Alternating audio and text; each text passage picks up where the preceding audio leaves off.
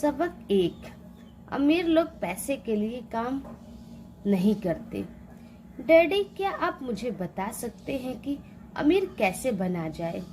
यह सुनते ही मेरे डैडी ने अपना शाम का अखबार नीचे रख दिया।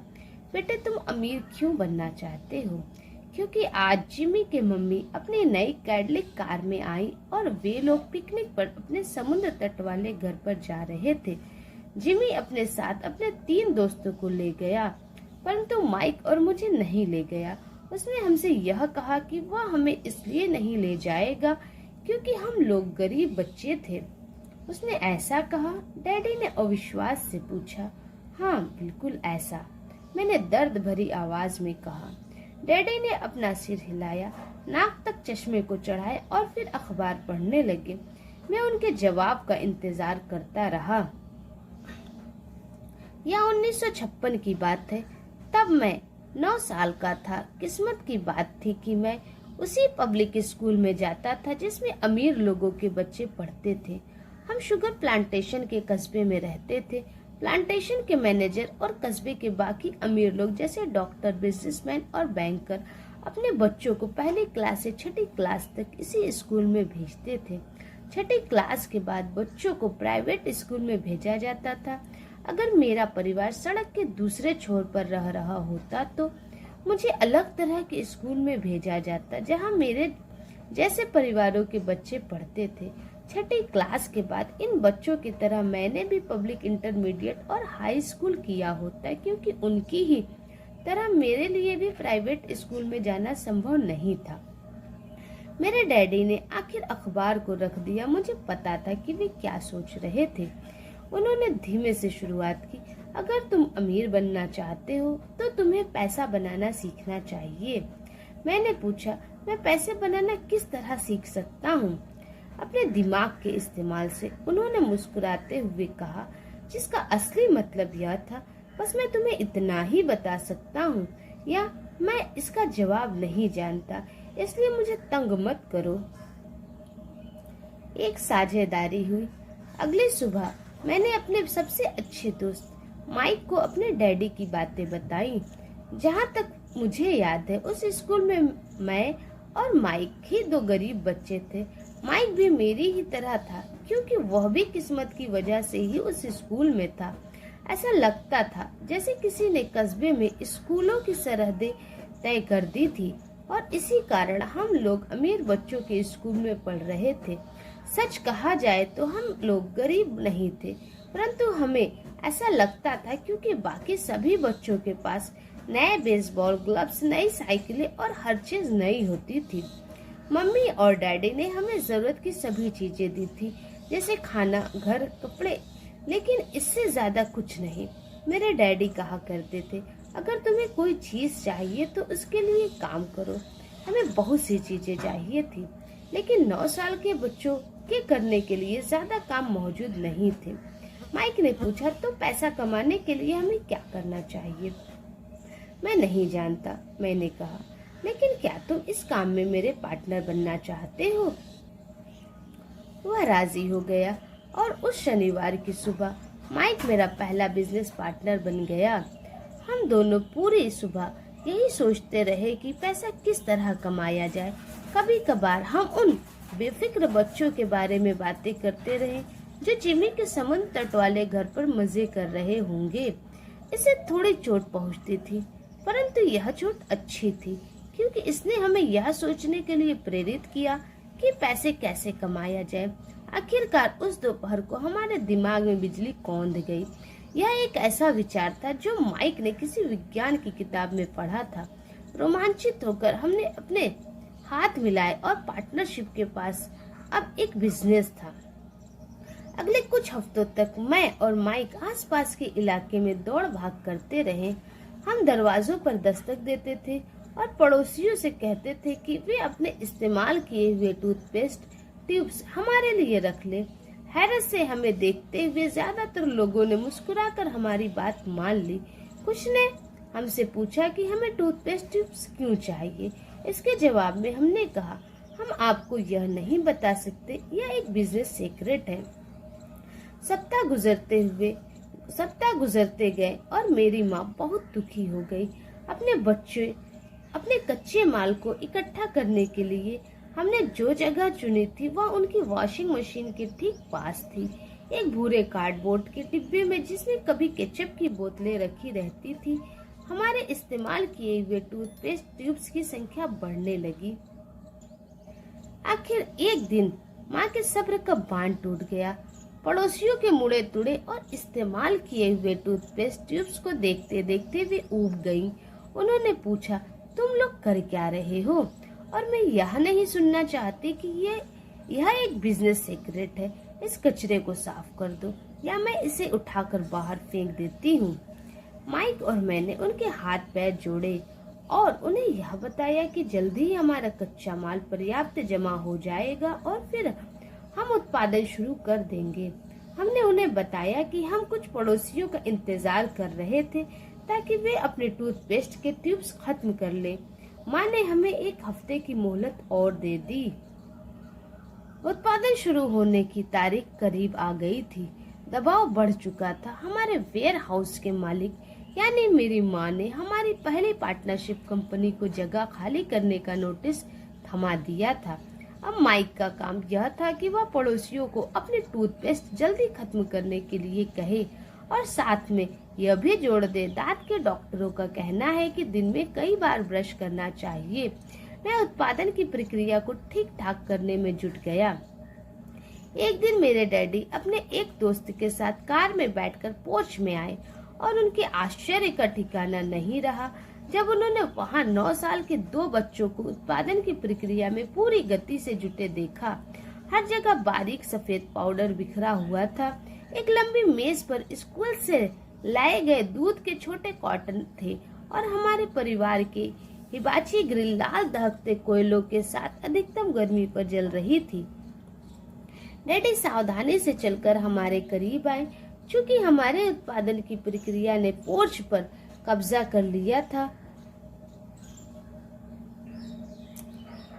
इसलिए उन्हें कार बाहर ही खड़ी करनी पड़ी। जब वे और उनके दोस्त पास आए तो उन्होंने कोयलों के ऊपर रखा एक स्टील का बर्तन देखा जिसमें टूथपेस्ट के ट्यूब्स पिघल रहे थे। उन दिनों टूथपेस्ट प्लास्टिक के ट्यूब्स में नहीं आते थे। ट्यूब्स शीशे के बने होते थे। एक बार पेंट जल जाने पर हम ट्यूब्स को स्टील के बर्तन में डाल देते थे ताकि वो पिघल कर द्रव्य रूप में आ सके। इस पिघले हुए शीशे को हम छोटे छेद वाले दूध के कार्टनों में डाल रहे थे। दूध के इन कार्टनों में प्लास्टर ऑफ पेरिस भरा था। हर तरफ फैला सफेद पाउडर प्लास्टर ही था जिसमें हमने पानी मिलाया था। जल्दबाजी में मैंने उसके बैग को गिरा दिया था और पूरी जमीन ऐसी लग रही थी जैसे वहां अभी बर्फ का तूफान आया हो। दूध के कॉटन बाहरी बक्से थे जिसके भीतर प्लास्टर ऑफ पेरिस के सांचे थे। मेरे डैडी और उनके दोस्त हमें देखते रहे और हम पिघले हुए शीशे को प्लास्टर ऑफ पेरिस के क्यूब्स के ऊपर से छोटे से छेद में डालते रहे। संभल कर, मेरे डैडी ने कहा। मैंने बिना सिर उठाए हामी भर दी। आखिरकार जब शीशे को डालने का काम खत्म हो गया तो मैंने स्टील के बर्तन को नीचे रख दिया और फिर अपने डैडी की तरफ देखकर मुस्कुराया। उन्होंने हल्की मुस्कान के साथ पूछा, तुम लोग क्या कर रहे हो? हम वही कर रहे हैं जो आपने बताया था। हम अमीर बनने जा रहे हैं, मैंने कहा। हाँ, माइक ने सिर को हिलाते हुए और मुस्कुराते हुए कहा। हम दोनों पार्टनर हैं। डैडी ने पूछा, और इन प्लास्टर के सांचों में क्या है? देखिए, मैंने कहा, इसमें एक बहुत अच्छी चीज है। छोटे हथौड़ों से मैंने सील को ठोका जिससे बाहरी खोल टूट गया। सावधानी से मैंने ऊपर के आधे प्लास्टर को हटाया और जस्ते का एक सिक्का बाहर गिर गया। हे भगवान, मेरे डैडी ने कहा, तो तुम लोग जस्ते के सिक्के ढाल रहे हो? बिल्कुल सही, माइक ने कहा। हम वही कर रहे थे जैसा आपने हमसे कहा था। हम पैसा बना रहे थे। मेरे डैडी के दोस्त जोर से हंसने लगे। मेरे डैडी भी मुस्कुराए और उन्होंने अपना सिर हिलाया। उनके सामने आग और टूथपेस्ट के ट्यूब्स के बक्से के साथ सफेद धूल में लिपटे हुए दो बच्चे खड़े थे, जो इस कान से उस कान तक खुलकर मुस्कुरा रहे थे। उन्होंने हमसे कहा कि हम सब कुछ छोड़कर उनके साथ चले और घर के सामने वाले सीढ़ी पर बैठे। मुस्कुराते हुए उन्होंने हमें जालसाजी शब्द का मतलब समझाया। हमारे सपने धाराशायी हो गए थे। तो आपका मतलब है कि यह गैर कानूनी है? माइक ने कांपती आवाज में पूछा। छोड़ो भी, डैडी के दोस्त ने कहा। हो सकता है कि बच्चे अपने जन्मजात प्रतिभा को विकसित कर रहे हों। मेरे डैडी उन्हें घूरते रहे। हाँ, यह गैर कानूनी है, डैडी ने नरमी से कहा। परंतु तुम लोगों ने यह साबित कर दिया है कि तुम में बहुत ज्यादा रचनात्मकता और मौलिक विचार हैं। इसी तरह आगे बढ़ते रहो, मुझे तुम पर गर्व है।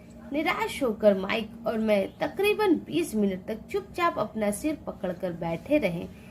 इसके बाद हमने सारा अटाला साफ करना शुरू किया। पहले ही दिन हमारा बिजनेस चौपट हो गया था। पाउडर साफ करते हुए मैंने माइक की ओर देखा और कहा, मुझे लगता है जिमी और उसके दोस्त ठीक कहते हैं, हम सचमुच गरीब हैं। जब मैंने यह कहा तब डैडी बस जाने ही वाले थे। बच्चों, उन्होंने कहा, तुम गरीब तभी कहलाओगे जब तुम लोग हार मान लोगे। सबसे महत्वपूर्ण चीज यह है कि तुमने कुछ किया। ज्यादातर लोग केवल अमीर बनने के बारे में बातें करते रहते हैं और उसके सपने देखते रहते हैं। तुमने कुछ किया है। मुझे तुम दोनों पर गर्व है। मैं एक बार फिर से यही कहूँगा, आगे बढ़े चलो, हार मत मानो। माइक और मैं खामोश खड़े रहे। ये शब्द सुनने में अच्छे थे, परंतु हमें यह पता नहीं था कि हमें क्या करना चाहिए। तो ऐसा क्यों है डैडी कि आप अमीर नहीं हैं? मैंने पूछा। क्योंकि मैंने एक स्कूल टीचर बनने का फैसला किया था। स्कूल के टीचर अमीर बनने के बारे में नहीं सोचते, हम सिर्फ पढ़ाना पसंद करते हैं। काश कि मैं तुम लोगों की मदद कर सकता, परंतु हकीकत में मैं यह नहीं जानता कि दौलत कैसे कमाई जाती है। माइक और मैं पलटे और अपनी सफाई अभियान में जुट गए। डैडी ने कहा, अगर तुम लोग यह सीखना ही चाहते हो कि अमीर कैसे बना जाता है तो मुझसे मत पूछो। माइक, तुम अपने डैडी से यह सवाल पूछो। मेरे डैडी? माइक ने हैरानी से कहा। हाँ, तुम्हारे डैडी। मेरे डैडी ने मुस्कुराकर दोहराया। तुम्हारे डैडी और मेरा बैंकर एक ही है और वह तुम्हारे डैडी की बहुत तारीफ करता है। उसने मुझे कई बार यह बताया है कि पैसा बनाने में तुम्हारे डैडी का कोई जवाब नहीं है। मेरे डैडी? माइक ने एक बार फिर हैरानी से पूछा। फिर ऐसा क्यों है कि स्कूल के अमीर बच्चों की तरह हमारे पास शानदार कार और आलीशान बंगला नहीं है? शानदार कार और आलीशान बंगले के होने का यह मतलब नहीं होता कि आप निश्चित रूप से अमीर हैं या आप पैसा बनाने की कला जानते हैं, डैडी ने जवाब दिया। जिमी के डैडी शुगर प्लांटेशन में काम करते हैं। उनमें और मुझ में ज्यादा फर्क नहीं है। वे एक कंपनी के लिए काम करते हैं और मैं सरकार के लिए। कंपनी उन्हें कार खरीद कर दे देती है। इस समय शक्कर की कंपनी में आर्थिक संकट में फंसी हुई है। जिमी के डैडी के पास जल्द ही कुछ नहीं बचेगा। तुम्हारे डैडी अलग है माइक। ऐसा लगता है कि वे एक साम्राज्य बनाने जा रहे हैं और मेरा अंदाजा है कि कुछ ही सालों में वे बहुत अमीर बन जाएंगे। यह सुनकर माइक और मैं एक बार फिर रोमांचित हो गए। नए उत्साह से हमने अपने डूबे हुए व्यवसाय के कचरे को साफ करना शुरू कर दिया। जब हम सफाई कर रहे थे तो हमने यह भी योजना बना ली कि कब और कैसे माइक के डैडी से बात की जाए। समस्या यह थी कि माइक के डैडी बहुत ज्यादा काम करते थे और देर रात तक घर नहीं लौटते थे। माइक के डैडी के पास कई warehouse, construction company, stores की श्रृंखला और 3 रेस्तरां थे। रेस्तराओं के कारण ही उन्हें घर लौटने में देर हो जाती थी। सफाई खत्म करने के बाद माइक बस पकड़कर अपने घर चला गया। वह अपने डैडी से बात करने वाला था, चाहे वे कितनी ही देर से घर लौटे। और उनसे पूछने वाला था कि क्या वे हमें अमीर बनने की तरकीब सिखाने के लिए तैयार हैं। माइक ने मुझसे वादा किया है कि जैसे ही वह अपने डैडी से बात कर लेगा वह मुझे फोन करेगा, चाहे कितनी ही देर क्यों ना हो जाए। फोन रात को 8:30 बजे आया। ओके, अगले शनिवार, मैंने कहा और फोन रख दिया। माइक के डैडी माइक और मुझसे मिलने के लिए तैयार हो गए थे। शनिवार की सुबह 7:30 बजे मैंने शहर के दूसरे हिस्से में जाने के लिए बस पकड़ी और सबक शुरू हुए। मैं तुम्हें 1 घंटे के 10 सेंट दूंगा। 1956 की तनख्वाह के हिसाब से भी 10 सेंट प्रति घंटे का वेतन कम था। माइकल और मैं सुबह 8 बजे उसके डैडी से मिले। वे पहले से ही व्यस्त थे और उनके पास 1 घंटे से भी ज्यादा का काम मौजूद था। जब मैं उनके साधारण छोटे और साफ घर के सामने पहुंचा तो मैंने देखा कि उनका कंस्ट्रक्शन सुपरवाइजर अपने पिकअप ट्रक में वहां से जा रहा था। माइक मुझे दरवाजे पर ही मिल गया। डैडी अभी फोन पर है और उन्होंने कहा है कि हम लोग पीछे के पोर्च में उनका इंतजार करें। माइक ने दरवाजा खोलते हुए कहा। जब मैंने उस पुराने घर के दहलीज के अंदर कदम रखा तो लकड़ी के पुराने फर्श की चरमराहट सुनाई दी। दरवाजे के भीतर सस्ती सी चटाई थी। चटाई वहां इसलिए रखी गई थी ताकि फर्श पर पड़े अनगिनत कदमों के निशानों को छुपाया जा सके। हालांकि वह साफ थी, पर यह स्पष्ट दिखता था कि उसे बदल देना चाहिए। जब मैं सकरे लिविंग रूम में घुसा तो मेरा दम घुटने लगा था। वहां पुराने फर्नीचर के बू आ रही थी और निश्चित रूप से उस फर्नीचर को संग्रहालय में होना चाहिए था। सोफे पर 2 महिलाएं बैठी थी जिनकी उम्र मेरी माँ से थोड़ी ज्यादा होगी। महिलाओं के सामने एक पुरुष मजदूर के कपड़ों में बैठा हुआ था। उसने खाकी पैंट और खाकी शर्ट पहन रखी थी। हालांकि कपड़े साफ और प्रेस किए हुए थे, परंतु उनमें स्टार्च नहीं किया गया था। उस आदमी की उम्र मेरे डैडी से लगभग 10 साल ज्यादा होगी, शायद 45 साल। जब मैं और माइक उनके पास से गुजरते हुए किचन की तरफ गए जहां से पोर्च का रास्ता था तो वे मुस्कुराए। मैं भी जवाब में शर्मा कर मुस्कुरा दिया। ये लोग कौन हैं? मैंने पूछा। अरे ये लोग डैडी के लिए काम करते हैं। बूढ़ा व्यक्ति उनके वेयर हाउसों को संभालता है और महिलाएं रेस्तराओं की मैनेजर है। और तुमने उस कंस्ट्रक्शन सुपरवाइजर को तो देखा ही होगा जो यहाँ से 50 मील दूर एक सड़क परियोजना पर काम कर रहा है। उनका दूसरा सुपरवाइजर जो बहुत से घर बना रहा है वह तुम्हारे आने से पहले ही जा चुका है। क्या ऐसा हमेशा ही होता है? मैंने पूछा। हमेशा तो नहीं, पर अक्सर ऐसा ही होता है, माइक ने कहा और मेरे पास अपनी कुर्सी खींचते हुए वह मुस्कुराया। मैंने उनसे पूछा था कि क्या वे हमें पैसा बनाने सिखाएंगे। माइक ने मुझे बताया। और अच्छा, और उन्होंने इसका क्या जवाब दिया? मैंने सावधानी पूर्वक उत्सुकता से पूछा। पहले तो उनके चेहरे पर हंसी आई, पर फिर कुछ सोचकर उन्होंने कहा कि वे हमारे सामने एक ऑफर रखेंगे। अच्छा, मैंने कहा और अपनी कुर्सी की पीठ दीवार से टिका ली। मैं वहां कुर्सी के पिछले 2 पैरों के सहारे टिका बैठा रहा। माइक ने भी ऐसा ही किया। क्या तुम्हें पता है कि वे कौन सा ऑफर देने वाले हैं? मैंने पूछा। नहीं, पर हमें जल्द ही इसका पता चल जाएगा। अचानक माइक के डैडी उस पुराने दरवाजे से घुसकर पोर्च में दाखिल हुए। माइक और मैं अपने पैरों पर कूद गए, आदर के कारण नहीं बल्कि इसलिए कि हम चौंक गए थे। तो बच्चों तैयार? माइक के डैडी ने एक कुर्सी हमारे पास खिसकाते हुए पूछा। हमने अपने सिर हिलाए और अपनी कुर्सियों को दीवार के पास से खींचकर उनके सामने रख लिया। वे एक विशाल शरीर के मालिक थे, लगभग 6 फीट ऊंचे और 200 पाउंड वजनी। मेरे डैडी इससे ऊंचे थे, लगभग इसी वजन के, और माइक के डैडी से 5 साल बड़े। वे लगभग एक जैसे ही थे, हालांकि दोनों एक ही प्रजाति के नहीं थे। हो सकता है कि उनकी ऊर्जा एक सी हो। माइक का कहना है कि तुम पैसा कमाना सीखना चाहते हो। क्या यह सही है, रॉबर्ट? मैंने तत्काल सहमति में अपना सिर हिलाया, हालांकि मुझे थोड़ा सा डर भी लग रहा था। उनके शब्दों और मुस्कुराहट के पीछे बहुत ताकत थी। अच्छा, यह रहा मेरा ऑफर। मैं तुम्हें सिखाऊंगा, लेकिन मैं ऐसा क्लासरूम की शैली में नहीं करूंगा। अगर तुम मेरे लिए काम करोगे तो उसके बदले मैं तुम्हें सिखाऊंगा। तुम मेरे लिए काम नहीं करोगे तो मैं तुम्हें नहीं सिखाऊंगा। अगर तुम काम करते हो तो मैं तुम्हें ज्यादा तेजी से सिखा सकता हूँ, और अगर तुम सिर्फ बैठकर मेरी बातें सुनते हो जैसे कि तुम लोग स्कूल में करते हो, तो इससे मेरा समय बर्बाद होगा। यह मेरा ऑफर है, इसे या तो मान लो या फिर वापस लौट जाओ। क्या मैं आपसे पहले एक सवाल कर सकता हूँ? मैंने पूछा। नहीं, इसे या तो मान लो या फिर वापस लौट जाओ।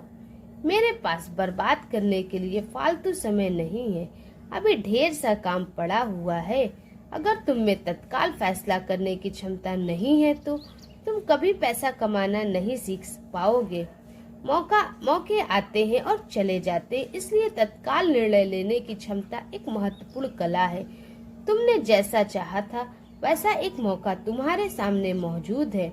अगले 10 सेकंड में या तो पढ़ाई शुरू हो जाएगी या फिर यह हमेशा के लिए खत्म हो जाएगी। माइक के डैडी ने चिढ़ाने वाली मुस्कुराहट के साथ कहा। मंजूर, मैंने कहा। मंजूर, माइक ने कहा।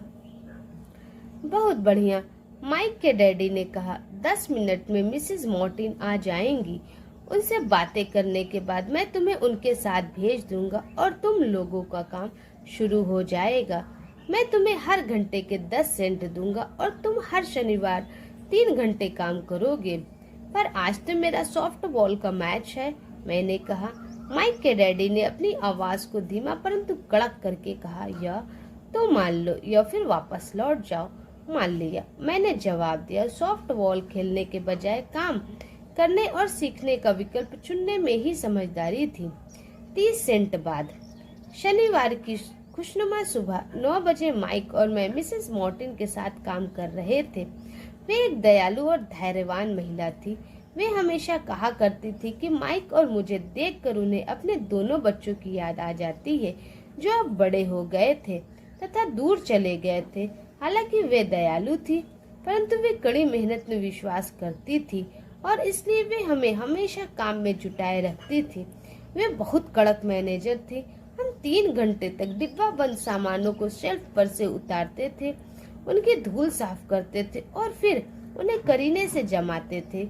यह बड़ी मेहनत का काम था और बोरियत भरा भी। माइक के डैडी को मैं अपना अमीर डैडी कहता हूँ। उनके पास इस तरह के 9 सुपरेट्स थे जहाँ पार्किंग के लिए बहुत सी जगह थी। वे 7-Eleven कन्वीनियंस स्टोर्स की शुरुआती संस्करण थे। पड़ोस के जनरल स्टोर जहाँ लोग दूध, ब्रेड, बटर और सिगरेट जैसी चीजें खरीदते हैं। समस्या यह थी कि हवाई में एयर कंडीशनिंग नहीं थी और गर्मी के कारण स्टोर्स अपना दरवाजा बंद नहीं कर सकते थे। स्टोर के दोनों ओर दरवाजों को पूरा खुला रखा जाता था ताकि सड़क और पार्किंग की जगह सामने दिखती रहे। जब भी कोई कार पार्किंग में आती थी तो उसके साथ धूल का गुबार भी आता था जो स्टोर में घुसकर डिब्बों पर जम जाता था। इसलिए हम लोगों की नौकरी तभी तक चलती जब तक कि एयर कंडीशनिंग नहीं हो जाती।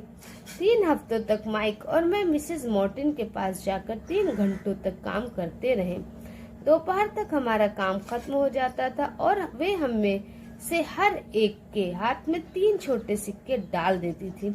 उस समय 50 के दशक में 9 साल की उम्र में भी 30 सेंट कमाने में कोई खास खुशी नहीं होती थी।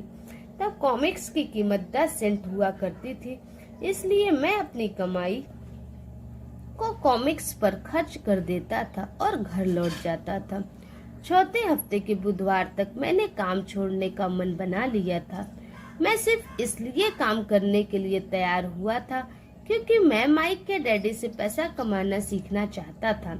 इसलिए मैं 10 सेंट प्रति घंटे की गुलामी कर रहा था। और सबसे बड़ी बात तो यह थी कि उस पहले शनिवार के बाद से मैंने माइक के डैडी को देखा तक नहीं था। मैं काम छोड़ रहा हूँ, मैंने लंच के समय माइक से कहा। स्कूल लंच बड़ा निराशाजनक था। स्कूल भी उबाऊ था और अब तो मेरे पास शनिवार भी नहीं थे जिसका मैं इंतजार कर सकूं। परंतु 30 सेंट के कारण मुझे धक्का पहुंचा था। इस बार माइक मुस्कुराया। तुम किस बात पर हंस रहे हो? मैंने गुस्से और कुंठा से पूछा। डैडी ने कहा था कि ऐसा ही होगा। उन्होंने कहा था कि जब तुम काम छोड़ने का फैसला कर लो तब वे तुमसे मिलना चाहेंगे। क्या? मैंने आवेश में पूछा। क्या वे मेरे उकता जाने का इंतजार कर रहे थे? कुछ कुछ, माइक ने कहा। मेरे डैडी जरा अलग किस्म के हैं। उनका सिखाने का तरीका तुम्हारे डैडी के पढ़ाने के तरीके से बिल्कुल अलग है। तुम्हारे मम्मी डैडी बहुत बातें करते हैं, दूसरी तरफ मेरे डैडी बहुत कम बोलते हैं। तुम सिर्फ इस शनिवार तक इंतजार कर लो, मैं उन्हें बता दूंगा कि तुमने काम छोड़ने का फैसला कर लिया है। इसका मतलब यह है कि मेरे साथ नाटक खेला गया है। ऐसा नहीं हुआ है, पर शायद हो सकता है। डैडी शनिवार को इसके बारे में समझाएंगे। शनिवार को लाइन में लगकर इंतजार करते हुए मैं उनका सामना करने के लिए तैयार था। यहाँ तक कि मेरे असली डैडी भी उनसे नाराज थे। मेरे असली डैडी, जिन्हें मैं गरीब डैडी कहता हूँ, यह मानते थे कि मेरे अमीर डैडी बाल श्रम कानूनों का उल्लंघन कर रहे थे और इस पूरे मामले की जांच होनी चाहिए। मेरे पढ़े लिखे गरीब डैडी ने मुझसे यह कहा कि मैं सही तनख्वाह मांगू, कम से कम 25 सेंट प्रति घंटे। मेरे गरीब डैडी ने मुझसे कहा कि अगर मेरी तनख्वाह नहीं बढ़ती है तो मुझे तत्काल नौकरी छोड़ देनी चाहिए और वैसे भी तुम्हें इस घटिया काम की कोई जरूरत नहीं है। मेरे गरीब डैडी ने झल्ला कर कहा। शनिवार को सुबह 8 बजे मैं एक बार फिर माइक के घर के उसी पुराने दरवाजे के अंदर घुस रहा था। कुर्सी पर बैठो और लाइन में इंतजार करो, माइक के डैडी ने मेरे घुसते ही कहा। फिर वे अंदर जाकर अपने छोटे से ऑफिस में बैठ गए जो बेडरूम के पास था। मैंने कमरे के चारों तरफ देखा, परंतु मुझे माइक नहीं दिखा। अजीब सा महसूस करते हुए मैं उन्हीं दोनों महिलाओं के बगल में बैठ गया जो मुझे 4 हफ्ते पहले वहीं पर मिली थी। वे मुस्कुराई और सोफे पर थोड़ी सी खिसक गई ताकि मैं भी बैठ सकूं। 45 मिनट गुजर गए थे और मैं उबल रहा था। दोनों महिलाएं उनसे मिलकर तकरीबन 30 मिनट पहले वहां से जा चुकी थी। एक बूढ़ा सा आदमी वहां 20 मिनट तक बैठा रहा और फिर वह भी निकलकर चला गया। घर खाली था और हवाई में खुशनुमा सुबह को मैं सीलन भरे अंधेरे लिविंग रूम में बैठा हुआ था और इस बात का इंतजार कर रहा था कि एक लालची और बच्चों का शोषण करने वाला आदमी मुझसे बातें करे। मैं सुन सकता था कि वे फोन पर बातें कर रहे थे, ऑफिस में इधर उधर के काम कर रहे थे और मुझे नजरअंदाज कर रहे थे। मेरी इच्छा तो हो रही थी कि मैं उस घमंडी आदमी से बिना मिले ही घर लौट जाऊं, पर किसी वजह से मैं रुक गया। आखिर 15 मिनट बाद ठीक 9 बजे अमीर डैडी अपने ऑफिस से बाहर निकले। बिना कुछ कहे उन्होंने हाथ से मुझे इशारा किया कि मैं उनके दड़बेनुमा ऑफिस में आ जाऊं। अमीर डैडी ने अपने ऑफिस कुर्सी पर बैठते हुए कहा, या तो तुम्हारी तनख्वाह बढ़ाई जाए या तुम काम छोड़ रहे हो, है ना? हाँ, समझौते के मुताबिक आप अपनी शर्त पूरी नहीं कर रहे हैं, मैंने लगभग आंसुओं से भीगे स्वर में कहा।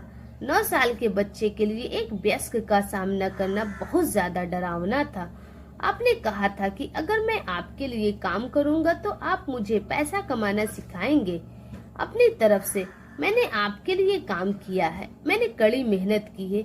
इस काम के लिए मैंने अपने बेसबॉल गेम की भी कुर्बानी दी है और अब आप अपने वादे से मुकर रहे हैं। आपने मुझे कुछ भी नहीं सिखाया। आप धोखेबाज हैं, जैसे शहर के सभी लोग कहते हैं। आप लालची हैं, आप केवल पैसा कमाना चाहते हैं और अपने कर्मचारियों का बिल्कुल ध्यान नहीं रखते। अपने मुझे इतनी देर तक बाहर बिठाए रखा और मेरी जरा भी इज्जत नहीं की। मैं एक छोटा सा बच्चा हूँ और आपको मेरे साथ इससे बेहतर बर्ताव करना चाहिए था। अमीर डैडी अपनी कुर्सी पर पीछे झुक गए। अपने हाथों को ठुड्डी तक लाकर उन्होंने मुझे घूरा। ऐसा लग रहा था जैसे वे मेरा विश्लेषण कर रहे थे। बुरा नहीं है, उन्होंने कहा। 1 महीने से भी कम समय में तुम वही भाषा बोल रहे हो जो मेरे ज्यादातर कर्मचारी बोलते हैं। क्या? मैंने पूछा। मैं समझ नहीं पा रहा था कि वे क्या कह रहे थे और इसलिए मैंने अपना दुखड़ा रोना चालू रखा। मुझे लगता था कि आप अपने वादे पर कायम रहेंगे और मुझे कुछ सिखाएंगे। इसके बजाय आप तो मुझ पर अत्याचार करना चाहते हैं। यह तो जुल्म है, सरासर जुल्म।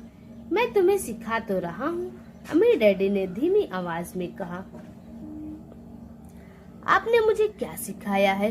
कुछ भी नहीं, मैंने गुस्से से कहा। एक बार मैं चंद सिक्कों में काम करने के लिए तैयार हो गया, उसके बाद तो आपने मुझसे बात तक नहीं की। 10 सेंट प्रति घंटे। मैं आपकी शिकायत सरकार से करूंगा। हमारे देश में भी बाल श्रम कानून है, आप तो जानते ही हैं। मेरे डैडी सरकार के लिए काम करते हैं। शाबाश, अमीर डैडी ने कहा। अब तुम उन ज्यादातर लोगों की भाषा बोल रहे हो जो कभी मेरे लिए काम करते थे। वे लोग जिन्हें या तो मैंने नौकरी से निकाल दिया है या जिन्होंने खुद ही मेरी नौकरी छोड़ दी है। तो इस बारे में आपको क्या कहना है? मैंने पूछा और मुझे यह लग रहा था कि कम उम्र के बावजूद मैं बहादुरी से बातें कर रहा था। आपने मुझसे झूठ बोला। मैंने आपके लिए काम किया और आपने अपना वादा पूरा नहीं किया। आपने मुझे कुछ भी नहीं सिखाया। कौन कहता है कि मैंने तुम्हें कुछ नहीं सिखाया है?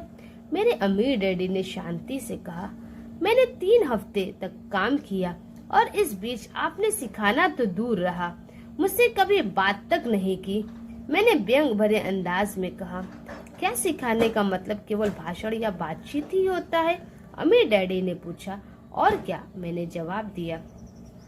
इस तरह से वे तुम्हें स्कूल में सिखाते हैं, उन्होंने मुस्कुरा कर कहा। परंतु जिंदगी तुम्हें इस तरह नहीं सिखाती और मेरा यह मानना है कि जिंदगी सबसे बढ़िया टीचर होती है। ज्यादातर वक्त जिंदगी आपसे बातें नहीं करती, यह एक तरह से आपको धक्का देती है। हर धक्के के जरिए जिंदगी आपसे कहती है, जाग जाओ, मैं तुम्हें कुछ सिखाना चाहती हूँ। यह आदमी कैसी बेसिर पैर की बातें कर रहा है? मैंने अपने आप से पूछा। जिंदगी अगर मुझे धक्का देती है तो इसका मतलब यह है कि जिंदगी मुझसे बातें करती है। अब मैं जान चुका था कि मुझे यह काम तत्काल छोड़ देना चाहिए। मैं किसी ऐसे आदमी से बातें कर रहा था जो पागल था और जिसे ताले में बंद रखने की जरूरत थी। अगर तुम जिंदगी के सबक सीखते हो तो इससे तुम्हें बहुत फायदा होगा। अगर तुम ऐसा नहीं करते हो तो जिंदगी तुम्हें लगातार धक्के देती रहेगी। लोग 2 चीजें करते हैं। कुछ लोग जिंदगी के धक्कों को सहन करते चले जाते हैं, बाकी लोग गुस्सा हो जाते हैं और जिंदगी को धक्का दे देते हैं। परंतु वे धक्का देते हैं अपने बॉस को, अपने काम को, अपनी पत्नी या पति को। वे यह नहीं जानते कि जिंदगी उन्हें धक्का दे रही है। मैं नहीं जानता था कि वे किस बारे में बात कर रहे थे। जिंदगी हम सबको धक्के मारती है। कुछ लोग हार मान लेते हैं, बाकी के लोग लड़ते हैं। कुछ लोग सबक सीख लेते हैं और आगे बढ़ जाते हैं। वे जिंदगी के धक्कों का स्वागत करते हैं। इन गिने चुने लोगों के लिए इसका यह मतलब होता है कि उन्हें कुछ नया सीखना चाहिए। वे सीखते हैं और आगे बढ़ जाते हैं। ज्यादातर लोग छोड़ देते हैं और कुछ लोग तुम्हारी तरह लड़ते भी हैं। अमीर डैडी खड़े हो गए और उन्होंने टूटी फूटी खिड़की को बंद कर दिया। अगर तुम यह सबक सीख लेते हो तो तुम एक समझदार, अमीर और सुखी युवक बन सकते हो। अगर तुम यह नहीं सीखते हो तो तुम जिंदगी भर अपनी समस्याओं के लिए अपनी नौकरी, कम तनख्वाह या अपने बॉस को कोसते रहोगे। तुम हमेशा ऐसे बड़े मौके की उम्मीद करते रहोगे जो आए और तुम्हारी आर्थिक समस्याओं को सुलझा दे। अमीर डैडी ने मेरी तरफ देखा कि क्या मैं अब भी उनकी बातें सुन रहा हूँ। उनकी आंखें मेरी आंखों से मिली। हम एक दूसरे की तरफ देखते रहे और हमारी आंखों के बीच संप्रेषण की धाराएं बहने लगी। आखिर जब मैं उनके संदेश का मतलब समझ गया तो मैंने अपनी नजरें झुका ली। मैं जान गया था कि वे सही थे। मैं उन्हें दोषी ठहरा रहा था, जबकि सीखने की जिद मेरी ही थी। मैं फालतू में ही लड़ रहा था। अमीर डैडी ने आगे कहा, अगर आप इस तरह के आदमी हैं जिसमें हिम्मत नहीं है तो आप जिंदगी के हर थपेड़े के सामने हार मान जाते हैं। अगर आप इस किस्म के आदमी हैं तो आप जिंदगी भर सुरक्षित खेल खेलते रहेंगे, सही चीजें करते रहेंगे और किसी ऐसे वक्त का इंतजार करते रहेंगे जो आने वाला नहीं है, और फिर आप एक बोरिंग बुढ़े की तरह मर जाएंगे। आपके बहुत से दोस्त होंगे जो आपकी सिर्फ इसलिए तारीफ करेंगे क्योंकि आप एक मेहनती और भले आदमी थे। आपने अपनी जिंदगी सुरक्षित खेल खेलने और सही चीजें करने में गुजार दी, परंतु सच बात तो यह है कि आपने जिंदगी के थपेड़ों के सामने घुटने टेक दिए। आप खतरा मोल लेने की कल्पना तक से डरते थे। हकीकत में तो आप जीतना चाहते थे, परंतु आपके लिए हारने का डर जीतने के रोमांच से ज्यादा ताकतवर साबित हुआ। अंदर से आप और केवल आप जान पाएंगे कि आपने कभी जीतने की कोशिश नहीं की। आपने सुरक्षित खेल खेलने का विकल्प चुना। हमारी नजरें एक बार फिर मिली। 10 सेकंड तक हम एक दूसरे को देखते रहे और एक बार फिर मैंने तभी नजरें हटाई जब मैं उनकी बात का मतलब समझ गया। आप मुझे धक्का दे रहे थे? मैंने पूछा। कुछ लोग ऐसा कह सकते हैं। अमीर डैडी मुस्कुराए। मैं तो यही कहूँगा कि मैं तुम्हें जिंदगी का स्वाद चखा रहा था। कैसा स्वाद? मैंने पूछा। मैं अब भी गुस्सा था, परंतु अब मेरी जिज्ञासा भी जाग गई थी। अब मैं सीखने के लिए भी तैयार था। तुम दोनों ऐसे पहले लोग ही हो जिन्होंने मुझसे पैसा बनाने की कला सीखने का आग्रह किया। मेरे पास 150 से भी ज्यादा कर्मचारी है, पर उनमें से एक ने भी मुझसे पैसा कमाने की कला के बारे में कभी नहीं पूछा। वे मुझसे नौकरी मांगते हैं, तनख्वाह मांगते हैं, परंतु पैसा बनाने की कला नहीं सीखना चाहते। तो ज्यादातर लोग इसी तरह अपनी जिंदगी के सबसे बेहतरीन साल पैसे के लिए काम करने में बर्बाद कर देंगे और आखिर तक यह कभी समझ ही नहीं पाएंगे कि दरअसल वे किसके लिए काम कर रहे हैं। मैं पूरा ध्यान लगाकर उनकी बातें सुनता रहा। तो जब माइक ने मुझसे कहा कि तुम पैसा कमाने की कला सीखना चाहते हो, तो मैंने एक ऐसा कोर्स तैयार किया जो असली जिंदगी के करीब था। मैं बोलते बोलते थक जाता, परंतु तुम कभी मेरी बात का मतलब नहीं समझ पाते। इसलिए मैंने यह फैसला किया कि तुम्हें जिंदगी के थपेड़ों का स्वाद चखा दिया जाए, ताकि तुम मेरी बात सुन भी सको और समझ भी सको। इसी कारण मैंने तुम्हें 1 घंटे के 10 सेंट दिए थे।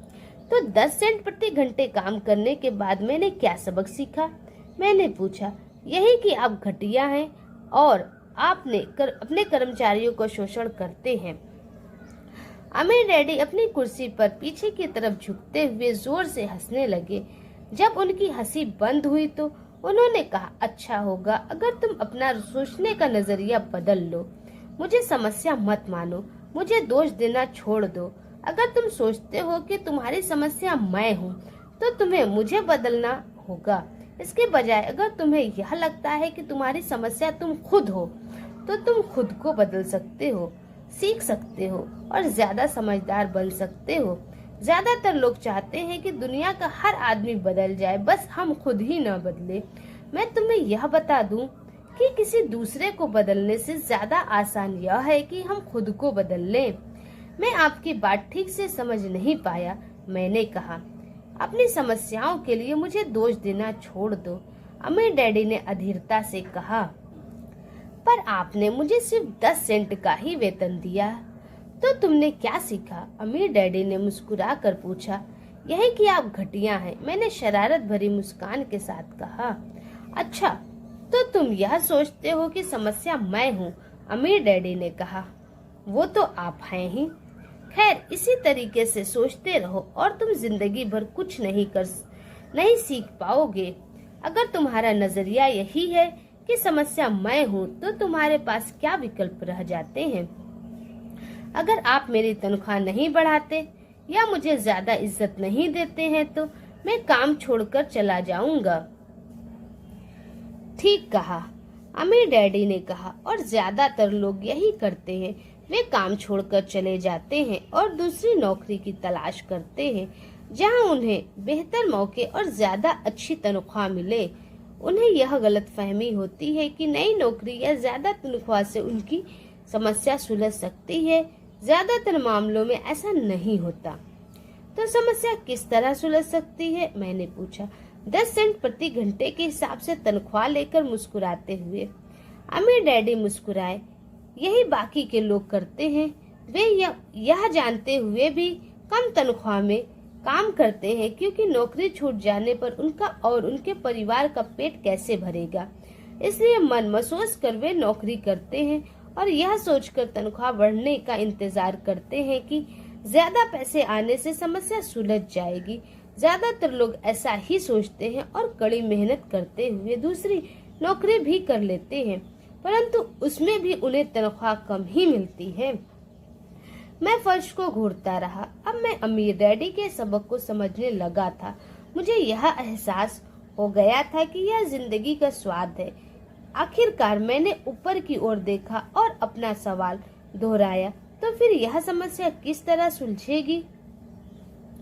इस सवाल के जवाब में अमीर डैडी ने मुझे वह बेशकीमती नजरिया दिया जो उन्हें अपने कर्मचारियों और मेरे गरीब डैडी से अलग करता था और जिसकी बदौलत वे हवाई के सबसे अमीर आदमी बनने वाले थे, जबकि मेरे पढ़े लिखे गरीब डैडी जिंदगी भर पैसे की तंगी से जूझने वाले थे।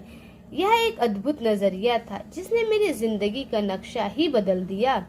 अमीर डैडी ने बार बार मुझे यह नजरिया याद दिलाया जिसे मैं पहला सबक कहूँगा। गरीब और मध्य वर्गीय लोग पैसे के लिए काम करते हैं, अमीरों के लिए पैसा काम करता है। मेरे गरीब डैडी ने जो शिक्षा मुझे दी थी, शनिवार की उस खुशनुमा सुबह मैं उससे बिल्कुल अलग नजरिया सीख रहा था। 9 साल की उम्र में मैं यह समझ गया था कि दोनों ही डैडी चाहते थे कि मैं सीखूं। दोनों ही डैडी मुझे पढ़ने के लिए प्रेरित करते थे। फर्क सिर्फ इतना था कि दोनों की सुझाए विषय अलग अलग थे। मेरे पढ़े लिखे डैडी चाहते थे कि मैं वही करूं जो उन्होंने किया था। बेटे, मैं चाहता हूं कि तुम मेहनत से पढ़ो, अच्छे नंबर लाओ ताकि तुम्हें किसी बड़ी कंपनी में सुरक्षित नौकरी मिल सके, और यह अच्छी तरह देख लो कि इसमें बहुत से दूसरे लाभ हों। मेरे अमीर डैडी चाहते थे कि मैं यह सीखूं कि पैसा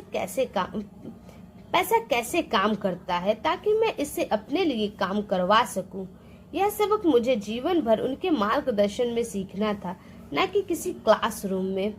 मेरे अमीर डैडी ने मेरा पहला सबक जारी रखा।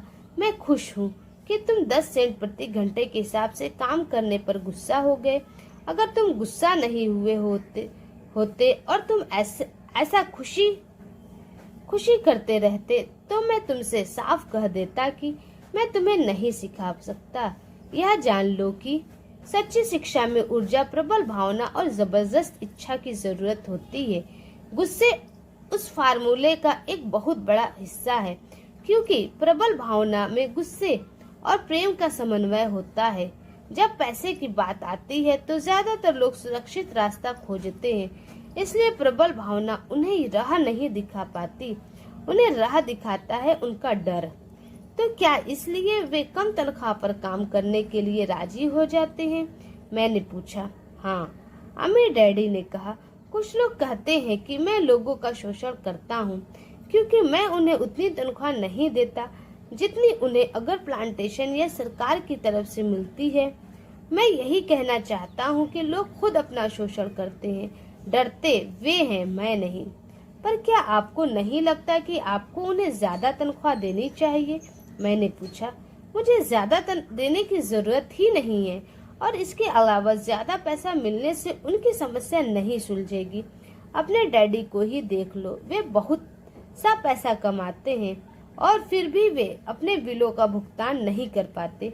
दुनिया में ऐसे बहुत से लोग हैं जिन्हें अगर ज्यादा पैसा मिल जाए तो वे ज्यादा कर्ज में डूब जाएंगे। तो इसी कारण आपने मुझे 10 सेंट प्रति घंटे की तनख्वाह दी। मैंने मुस्कुराते हुए कहा, यह सबक का हिस्सा था। बिल्कुल सही, अमीर डैडी ने मुस्कुरा कर कहा। देखो, तुम्हारे डैडी स्कूल गए और उन्होंने बहुत बढ़िया शिक्षा ली। उन्होंने इसलिए शिक्षा हासिल की कि ताकि उन्हें अच्छी तनख्वाह वाली नौकरी मिल सके, जो उन्हें मिल गई। परंतु उनके पास आज भी पैसे की तंगी है। ऐसा इसलिए है क्योंकि उन्होंने स्कूल में पैसे के बारे में कुछ भी नहीं सीखा।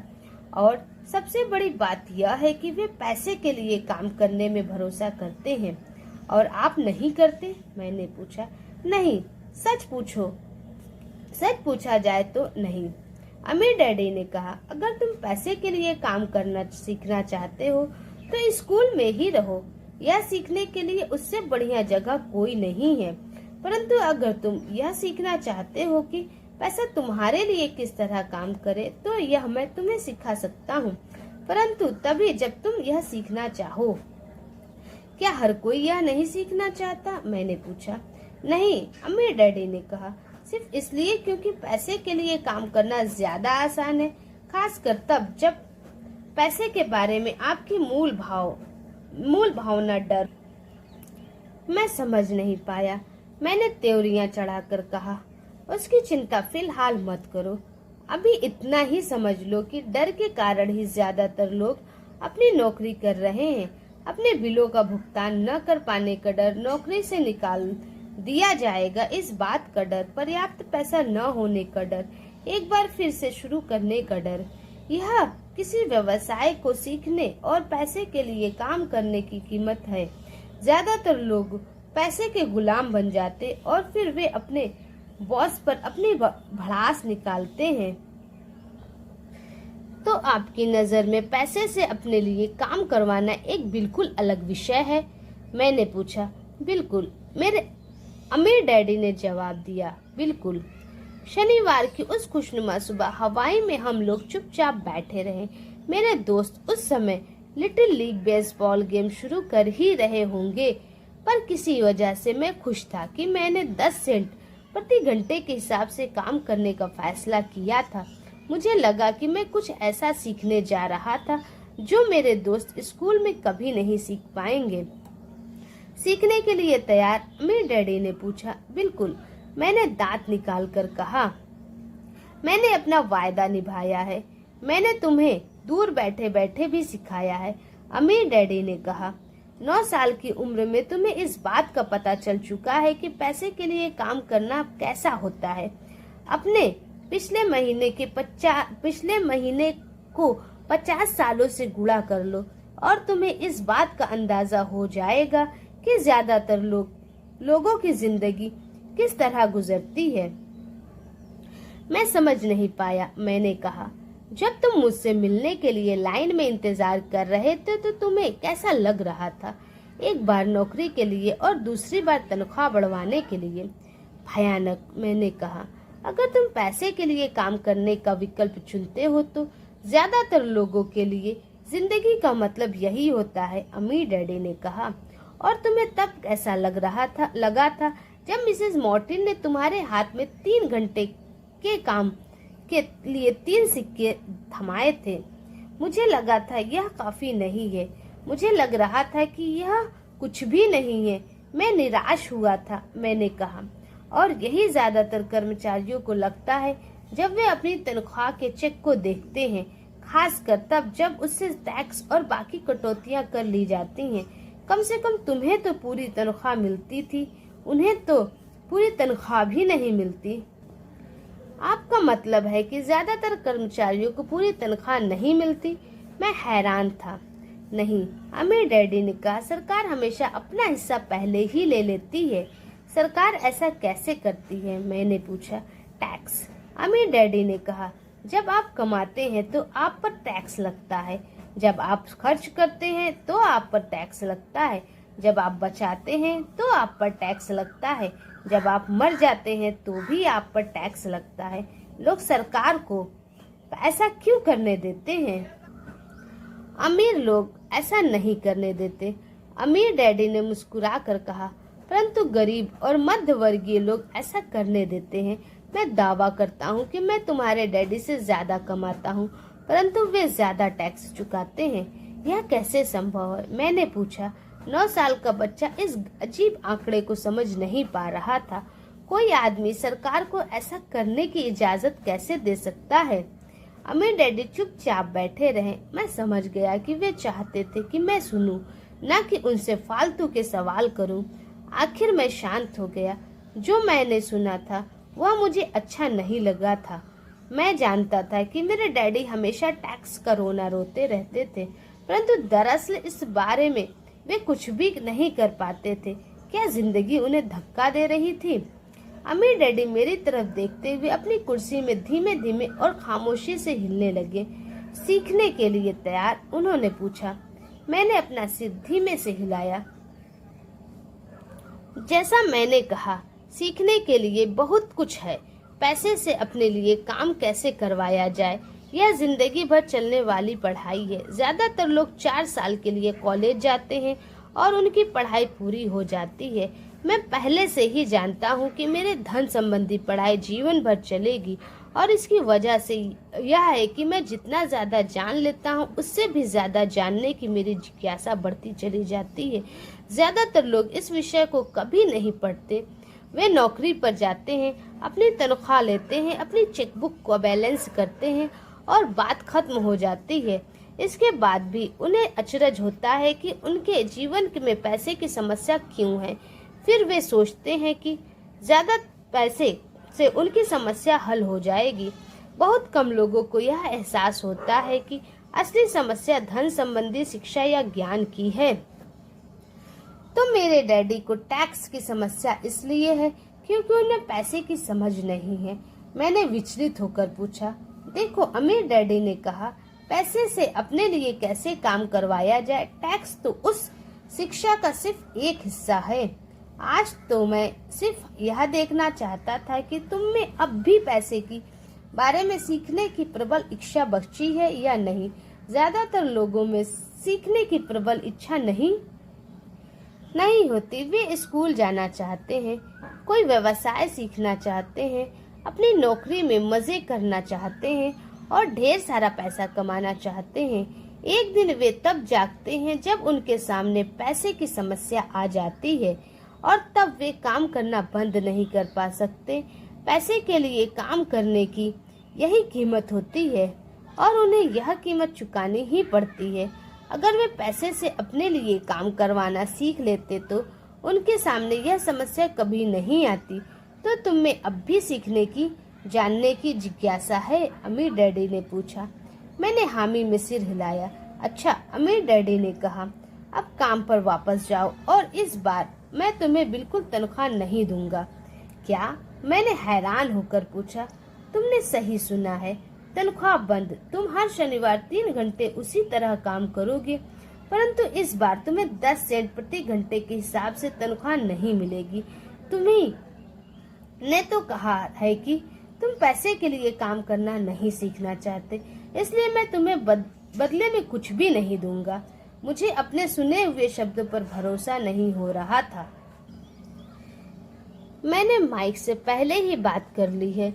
वह पहले से ही काम कर रहा है, मुफ्त में डिब्बों की सफाई कर रहा है और उन्हें करीने से जमा रहा है। अब तुम भी जल्दी से जाकर काम में जुट जाओ। यह ठीक नहीं है, मैं चिल्लाया। आपको कुछ न कुछ तनख्वाह तो देनी चाहिए। तुमने कहा था कि तुम सीखना चाहते हो। अगर तुम इस बात को अभी नहीं सीख पाओगे तो तुम भी उन्हीं 2 महिलाओं और बूढ़े आदमी की तरह बन जाओगे जो मेरे लिविंग रूम में बैठे थे।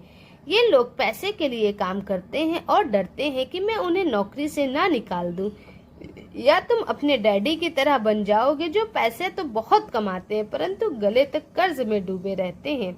शायद उन्हें यह उम्मीद रहती है कि ज्यादा पैसे से उनकी समस्या सुलझ जाएगी। अगर तुम यही चाहते हो तो मैं एक बार फिर 10 सेंट के अपने पुराने वायदे पर लौटने के लिए तैयार हूँ। या तुम वह कर सकते हो जो ज्यादातर लोग करते हैं, इस बारे में शिकायत करो कि तनख्वाह बहुत कम है और तुम यह नौकरी छोड़कर दूसरी नौकरी की तलाश शुरू कर दो। मेरी समझ में नहीं आ रहा है कि मैं क्या करूं, मैंने पूछा। अमीर डैडी ने अपने सिर पर उंगली रखी। इसका इस्तेमाल करो, उन्होंने कहा। अगर तुम इसका सही इस्तेमाल करोगे तो तुम मुझे जल्द ही इस बात के लिए धन्यवाद दोगे कि तुम्हें मौका दिया गया और एक दिन तुम बहुत अमीर आदमी बन जाओगे। मैं वहां यह सोचते हुए खड़ा था कि मुझे कितना घटिया विकल्प दिया जा रहा है। मैं यहाँ अपनी तनख्वाह बढ़वाने आया था और अब मुझे मुफ्त में काम करने के लिए कहा जा रहा है। अमीर डैडी ने एक बार फिर अपनी उंगली को सिर पर रखा और कहा, इसका इस्तेमाल करो। अब यहाँ से जाओ और अपने काम में जुट जाओ। सबक 1, अमीर लोग पैसे के लिए काम नहीं करते। मैंने अपने गरीब डैडी को यह नहीं बताया कि अब मैं मुफ्त में काम कर रहा हूँ। उन्हें यह समझ में नहीं आता। मैं उन्हें इसकी वजह ठीक से इसलिए नहीं समझा सकता था क्योंकि मैं खुद भी इसे ठीक से नहीं समझ पाया था। अगले 3 हफ्ते माइक और मैं 3 घंटे तक हर शनिवार को काम करते रहे। मुफ्त में काम बहुत परेशानी वाला नहीं था और वक्त गुजरने के साथ साथ यह ज्यादा आसान होता जा रहा था। मुझे अफसोस था तो अपने छूटे हुए बेसबॉल गेम्स और कॉमिक्स का। अब मैं उनका मजा नहीं ले सकता था। तीसरे हफ्ते दोपहर में अमीर डैडी आए। हमने उनके ट्रक के पार्किंग में आने की आवाज सुनी। वे स्टोर में घुसे और उन्होंने मिसेस मार्टिन को गले लगाकर अभिवादन किया। स्टोर में क्या चल रहा है यह जानने के बाद वे आइसक्रीम फ्रीजर के पास गए, उसमें से 2 आइसक्रीम निकाली, उनका दाम चुकाया और इसके बाद मेरी और माइक की तरफ इशारा करके कहा, चलो घूमने चलते हैं। हम सड़क के पार गए, कुछ कारों को चकमा दिया और एक बड़े घास के मैदान में टहलने लगे जहां कुछ वयस्क संगठन सॉफ्टबॉल खेल रहे थे। दूर की पिकनिक टेबल पर बैठकर उन्होंने माइक और मुझे आइसक्रीम दी। कैसा चल रहा है? बढ़िया, माइक ने कहा। मैंने सहमति में सिर हिलाया। कुछ और सीखा? अमीर डैडी ने पूछा। माइक और मैंने एक दूसरे की तरफ देखा, अपने कंधे उचकाए और अपने सिर को 9 में एक साथ हिलाया। जिंदगी के सबसे बड़े जाल से बचना। अच्छा यह होगा कि तुम बचपन से ही यह सोचना शुरू कर दो, तुम अब जिंदगी के सबसे बड़े सबक को देख रहे हो। अगर तुम इस सबक को सीख लेते हो तो तुम बहुत ज्यादा आजादी और सुरक्षा भरी जिंदगी का सुख ले सकते हो। अगर तुम यह सबक नहीं सीख पाते हो तो तुम भी मिसेस मार्टिन और इस पार्क में खेल रहे ज्यादातर लोगों की तरह ही बन जाओगे। वे बहुत ज्यादा मेहनत करते हैं परंतु इसके बदले में उन्हें बहुत कम पैसे मिलते हैं। वे नौकरी की सुरक्षा के मोह में फंसे रहते हैं। हर साल मिलने वाली 3 हफ्तों की छुट्टी और 45 साल तक काम करते रहने के बाद मिलने वाली थोड़ी सी पेंशन का सपना देखते रहते हैं। अगर इस तरह की जिंदगी जीने में तुम्हें सुख मिलता है तो मैं तुम्हारी तनख्वाह बढ़ाकर 25 सेंट प्रति घंटा कर सकता हूँ। परंतु ये लोग अच्छे लोग हैं और मेहनती भी हैं, फिर आप उनका मजाक क्यों उड़ा रहे हैं? मैंने पूछा। अमीर डैडी के चेहरे पर मुस्कान आ गई। मिसेस मार्टिन मेरे लिए माँ जैसी है। मैं इतना कठोर नहीं हो सकता कि उनका मजाक उड़ाऊं। यह कठोर लगता जरूर है क्योंकि मैं तुम दोनों के सामने स्थिति स्पष्ट करना चाहता हूँ और भी आसान शब्दों में। मैं तुम्हारे नजरिए को बड़ा करना चाहता हूँ ताकि तुम कुछ आगे भी देख सको, दूर तक देख सको। ज्यादातर लोगों को आगे देखने का फायदा कई बार सिर्फ इसलिए नहीं मिल पाता क्योंकि उनके देखने का दायरा बहुत छोटा होता है। ज्यादातर लोग जिस जाल में फंसे हुए हैं वे उसे देख ही नहीं पाते। माइक और मैं वहां पर सोचते हुए बैठे रहे क्योंकि हम उनकी बातों का मतलब पूरी तरह से नहीं समझ सके थे। उनकी बातें सुनने में कठोर और कड़वी लग रही थी परंतु हम यह भी जानते थे कि वे हमें कुछ सिखाने की काफी कोशिश कर रहे थे। मुस्कुराहट के साथ अमीर डैडी ने कहा, क्या 25 सेंट प्रति घंटे का ऑफर अच्छा नहीं लगा? क्या इससे दिल की धड़कनें तेज नहीं हुई? मैंने अपना सिर न में हिलाया, जबकि असल में ऐसा ही हुआ था। 1 घंटे काम के बदले में 25 सेंट मेरे हिसाब से बहुत बढ़िया सौदा था। अच्छा, मैं तुम्हें 1 घंटे के $1 दूंगा, अमीर डैडी ने शरारत भरी मुस्कान के साथ कहा। अब मेरा दिल तूफान मेल की तरह दौड़ रहा था। मेरा दिमाग चीख चीख कर कह रहा था, इसकी बात मान लो। मुझे अपने कानों पर भरोसा नहीं हो रहा था, परंतु फिर भी मैं चुप रहा। अच्छा, $2 प्रति घंटे। मुझे ऐसा लगा जैसे मेरे छोटे से 9 साल पुराने दिमाग में किसी ने बम फोड़ दिया हो। 1956 में $2 प्रति घंटे की कमाई मुझे दुनिया का सबसे अमीर बच्चा बना देती। मैं इतना सारा पैसा कमाने की कल्पना भी नहीं कर सकता था। मैं ही कहना चाहता था, मैं सौदा पक्का करना चाहता था। मुझे नई साइकिल दिख रही थी, नए बेसबॉल के ग्लव्स दिख रहे थे। मेरे पास कड़क नोट देखकर मेरे दोस्तों की जलन और तारीफ भी मुझे साफ दिख रही थी। सबसे बढ़िया बात तो यह थी कि जिमी और उसके अमीर दोस्त मुझे फिर कभी गरीब नहीं कह सकते थे, परंतु किसी वजह से मैं खामोश खड़ा रहा। हो सकता है मेरे दिमाग में गर्मी बढ़ जाने से उसका फ्यूज उड़ गया हो, परंतु मन में $2 प्रति घंटे का ऑफर मानने के लिए बेताब था। आइसक्रीम पिघल चुकी थी और मेरे हाथ पर बह रही थी। आइसक्रीम की डंडी खाली थी और इसके नीचे वैनिला और चॉकलेट के टुकड़े थे, जिसके मजे चींटियां ले रही थी। अम्मी डैडी हम दोनों बच्चों को देख रहे थे, जो आंखें फाड़कर और खाली दिमाग से उन्हें घूर रहे थे। उन्हें मालूम था कि वे हमारी परीक्षा ले रहे हैं और वे यह भी जानते थे कि हमारे दिल का एक कोना उस ऑफर को मानने के लिए बेताब हो रहा होगा।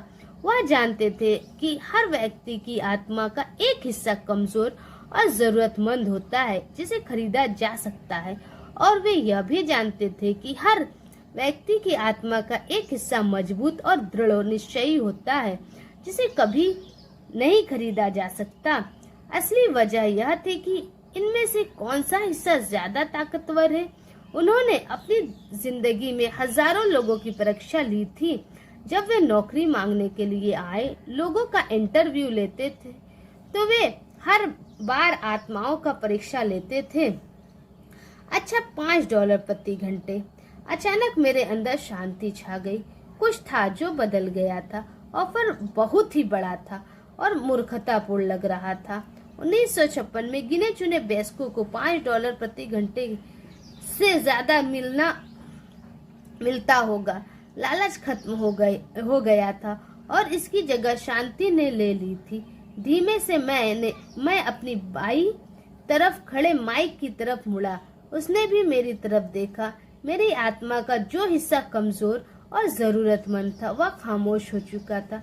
मेरा वह हिस्सा जिसे खरीदा नहीं जा सकता था, वह आगे आ चुका था।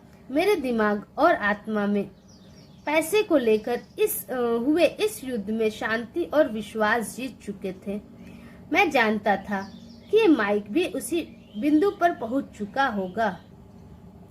अच्छा, अमीर डैडी ने धीमे से कहा, ज्यादातर लोगों की एक कीमत होती है और उनकी कीमत इसलिए होती है क्योंकि हम सभी में 2 भावनाएं होती हैं, डर और लालच।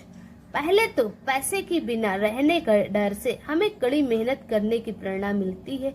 इसके बाद जब हमें तनख्वाह मिलती है तो हमें लालच या इच्छा की भावना जाग जाती है।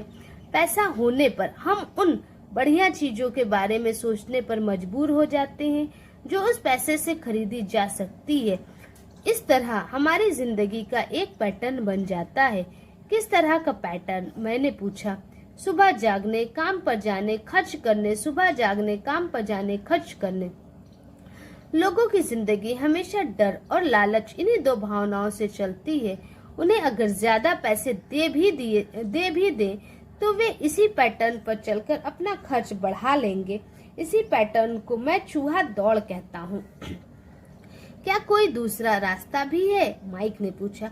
हाँ, अमीर डैडी ने धीमे से कहा, परंतु इसे बहुत कम लोग खोज पाते हैं। और वह रास्ता क्या है? माइक ने पूछा। उसी रास्ते को तुम लोग काम करते हुए और मेरे साथ सीखते हुए खोज लोगे। मैं यही उम्मीद करता हूँ। इसी कारण मैंने तुम्हें पैसे देना बंद कर दिया है। इस बारे में कोई संकेत तो दीजिए, माइक ने कहा।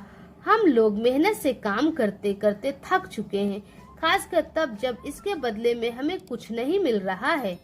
पहला कदम तो यह है कि तुम लोग सच बोलो, अमीर डैडी ने कहा। हम लोग झूठ नहीं बोल रहे, मैंने कहा। मैंने कब कहा कि तुम लोग झूठ बोल रहे हो?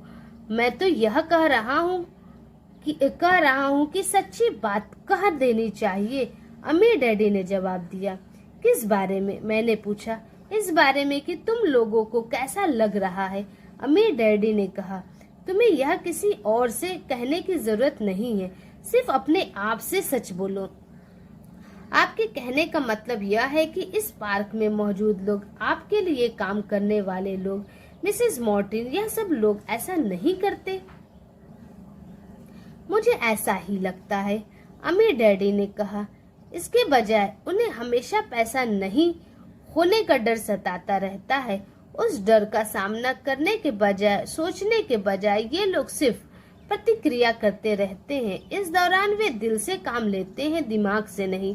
अमीर डैडी ने अपने सिर पर उंगली ठोकते हुए कहा। फिर उनके हाथ में कुछ पैसे आ जाते हैं और उनमें खुशी, इच्छा और लालच की भावनाएं जग जाती हैं और एक बार फिर वे दिमाग से सोचने के बजाय दिल से काम करने लगते हैं।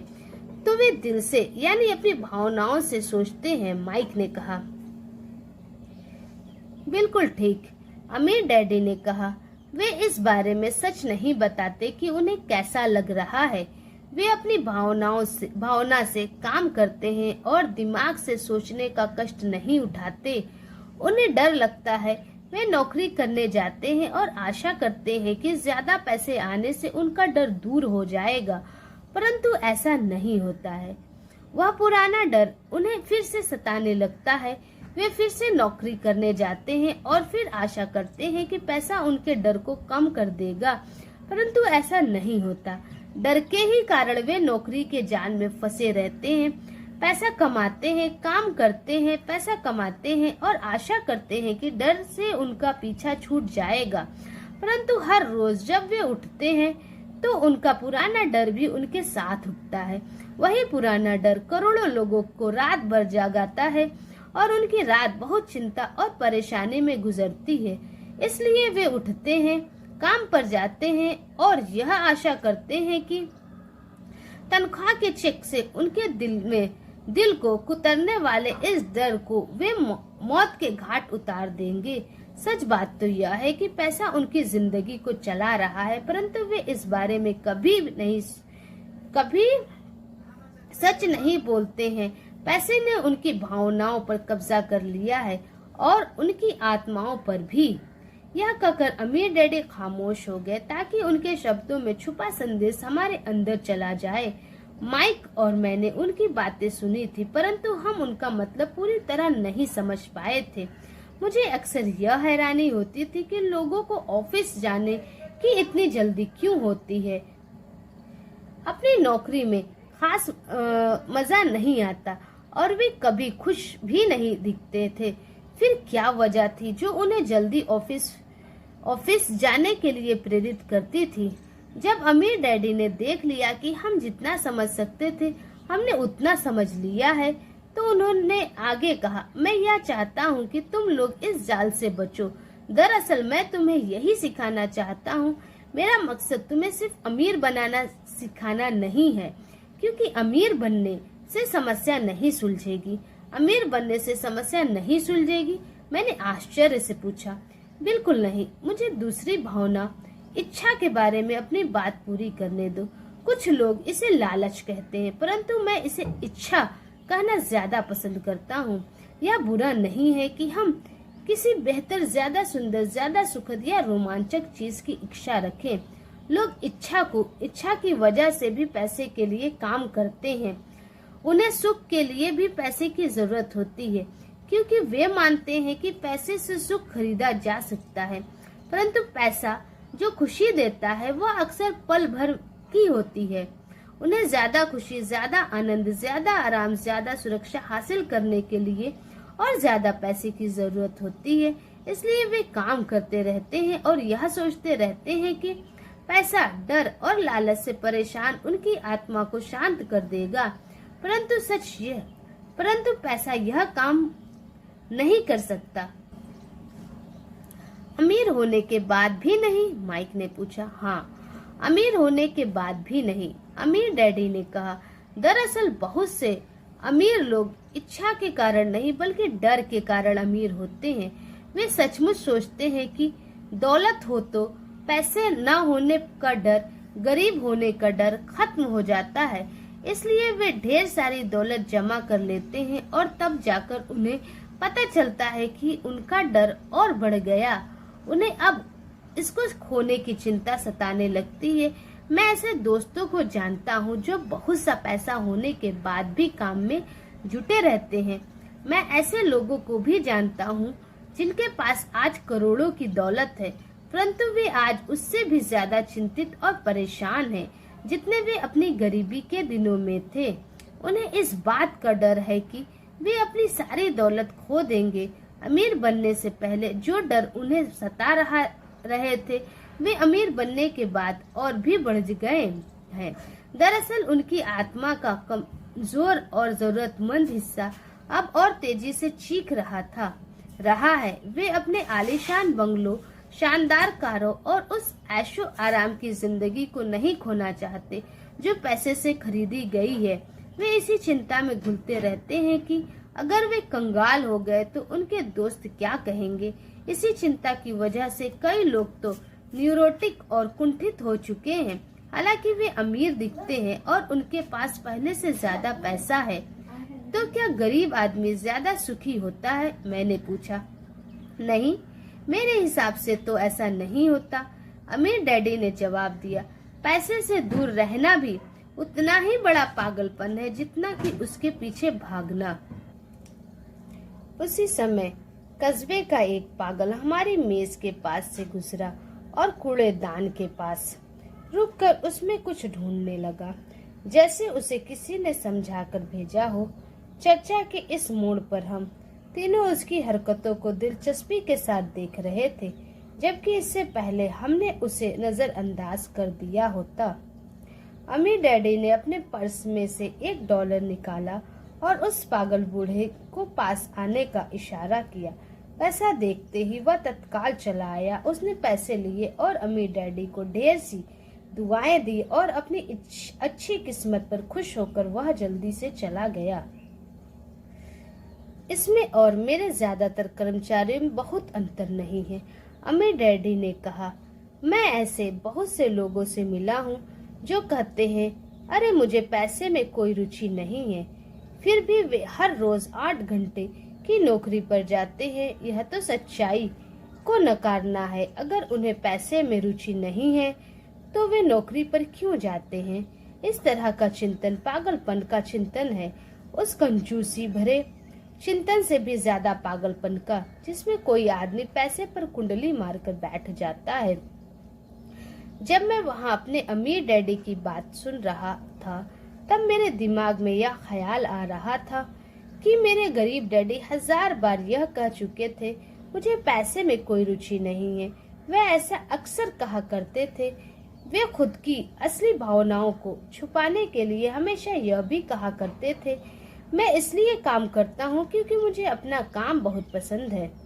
तो हमें क्या करना चाहिए? मैंने पूछा। यही कि हम पैसे के लिए काम नहीं करें जब तक कि हमारे मन से डर और लालच की भावनाएं पूरी तरह से निकल जाएं। नहीं, उसमें तो बहुत समय बर्बाद हो जाएगा, अमीर डैडी ने कहा। भावनाओं के कारण तो हम इंसान हैं, उन्हीं के कारण हमारी हस्ती है। भावना शब्द का मतलब है चलायमान ऊर्जा। अपनी भावनाओं के बारे में ईमानदार रहो और अपने दिमाग और भावनाओं का इस्तेमाल अपने समर्थन में करो, ना कि अपने विरोध में। माइक ने, अगर तुम्हें मेरी बात समझ में नहीं आई हो तो इस बारे में चिंता मत करो, आगे आने वाले सालों में तुम्हें इसका मतलब समझ में आएगा। अपनी भावनाओं पर प्रतिक्रिया करने के बजाय उनका विश्लेषण करने की कोशिश करो। ज्यादातर लोग यह नहीं जानते कि वे अपने दिमाग से सोचने के बजाय अपने दिल की भावनाओं से सोचते हैं। आपकी भावनाएं तो आपकी रहेंगी ही, परंतु आपको अपने दिमाग से सोचना भी आना चाहिए, क्योंकि दिमाग को सोचने के लिए ही बनाया गया है। क्या आप मुझे इसका कोई उदाहरण दे सकते हैं? मैंने पूछा। क्यों नहीं, अमीर डैडी ने जवाब दिया। जब कोई आदमी कहता है मुझे नौकरी खोजने की जरूरत है, तो इस बात की बहुत संभावना है कि इसकी भावना फैसला कर रही है। इस विचार का असली कारण है पैसा न होने का डर। परंतु अपनी जिंदगी चलाने के लिए लोगों को पैसे की जरूरत तो पड़ती ही है। मैंने कहा, बिल्कुल पड़ती है। अमीर डैडी मुस्कुरा। मैं सिर्फ यह कह रहा हूँ कि उनके डर के कारण उनके मन में यह विचार आता है। मैं समझ नहीं पाया, माइक ने कहा। अमीर डैडी ने कहा, अगर आपके मन में पैसे की कमी का डर जग जाए तो तत्काल नौकरी ढूंढने के लिए दौड़ मत लगाइए, ताकि कुछ रुपयों के सहारे उस डर को मार दिया जाए। इसके बजाय आप खुद से यह सवाल पूछिए, क्या लंबे समय में इस डर का सबसे बढ़िया इलाज नौकरी है? मेरे ख्याल से इसका जवाब नहीं होता, खासकर जब आप किसी आदमी की पूरी जिंदगी को देखते हैं। नौकरी दीर्घकालीन समस्या का अल्पकालीन समाधान है। परंतु मेरे डैडी हमेशा कहा करते हैं, स्कूल में पढ़ो, अच्छे नंबर लाओ, ताकि तुम्हें एक सुरक्षित और अच्छी नौकरी मिल सके। मैंने हड़बड़ी में बोल ही दिया, हाँ, मैं समझ सकता हूँ कि वे ऐसा क्यों कहते हैं। अमीर डैडी ने मुस्कुरा कर कहा, ज्यादातर लोग ऐसा ही सलाह देते हैं और ज्यादातर लोगों के लिए यह एक अच्छा विचार होता है, परंतु लोगों की इस सलाह के पीछे भी डर छुपा होता है। आपका यह मतलब है कि मेरे डैडी ऐसा इसलिए कहते हैं क्योंकि वे डरे हुए हैं? हाँ, अमीर डैडी ने कहा, वे घबराए हुए हैं। शायद तुम पैसा नहीं कमा पाओगे और समाज में फिट नहीं हो पाओगे। मुझे गलत मत समझना, वे तुम्हें प्यार करते हैं और तुम्हारा भला चाहते हैं, और मैं सोचता हूँ कि उनका डर सही भी है। शिक्षा और नौकरी महत्वपूर्ण है, परंतु इससे डर का इलाज नहीं होगा। वही डर जो उन्हें सुबह उठकर कुछ रुपए कमाने के लिए प्रेरित करता है, उसी डर के कारण वे तुम्हारे स्कूल जाने पर इतना जोर देते हैं। तो आपकी सलाह क्या है? मैंने पूछा। मैं चाहता हूँ कि तुम्हें पैसे की ताकत पर काबू पाना सिखाऊं। पैसे का डर तुम्हारे दिमाग से निकल जाना चाहिए, और यह स्कूल में नहीं सिखाया जाता। अगर तुम इसे नहीं सीखोगे तो तुम पैसे के गुलाम बन जाओगे। अब उनकी बातें मेरी समझ में आ रही थी। वे हमारे विचारों को ज्यादा व्यापक बनाना चाहते थे। वे चाहते थे कि जो मिसेस मार्टिन नहीं देख सकती थी, उनके कर्मचारी नहीं देख सकते थे, या मेरे डैडी तक नहीं देख सकते थे, वह देखने की योग्यता हम में आ जाए। उन्होंने जो उदाहरण दिए थे वे उस समय कठोर जरूर लग रहे थे, लेकिन मैं उन्हें कभी नहीं भूला। मेरा नजरिया उस दिन बहुत बड़ा हो गया था। अब मैं उस जाल को देख सकता था जो ज्यादातर लोगों के सामने बिछा हो। देखो, आखिरकार हम सभी लोग कर्मचारी हैं। हम केवल अलग अलग स्तरों पर काम करते हैं। अमीर डैडी ने कहा, मैं तुम लोगों से बस यही चाहता हूँ कि तुम लोग इस जाल से बचे रहो। डर और लालच, इन दो फंदों से बनने वाले जाल से, इनका इस्तेमाल अपने समर्थन में करो, अपने विरोध में नहीं। मैं तुम लोगों को यही सिखाना चाहता हूँ। मैं तुम लोगों को यह नहीं सिखाना चाहता कि ढेर सारा पैसा कैसे इकट्ठा कर लिया जाए। उससे डर या लालच को नहीं जीता जा सकता। अगर तुम्हें डर और लालच पर काबू पाना नहीं आता तो तुम चाहे कितना भी अमीर बन जाओ, असलियत में तुम एक बड़ी तनख्वाह पाने वाले गुलाम ही रहोगे। तो हम किस तरह से इस जाल से बच सकते हैं? मैंने पूछा। गरीबी या पैसे की तंगी का खास कारण डर और अज्ञान होता है, न कि अर्थव्यवस्था या सरकार या अमीर लोग, या खुद का ओढ़ा हुआ डर या अज्ञान होता है जो लोगों को इस जाल में फंसाए रखता है। इसलिए तुम बच्चों को स्कूल जाना चाहिए और अपने कॉलेज की पढ़ाई पूरी करनी चाहिए। मैं तुम लोगों को यह जरूर सिखाऊंगा कि इस जाल से कैसे बचा जा सकता है। पहले के टुकड़े अब सामने आ चुके थे।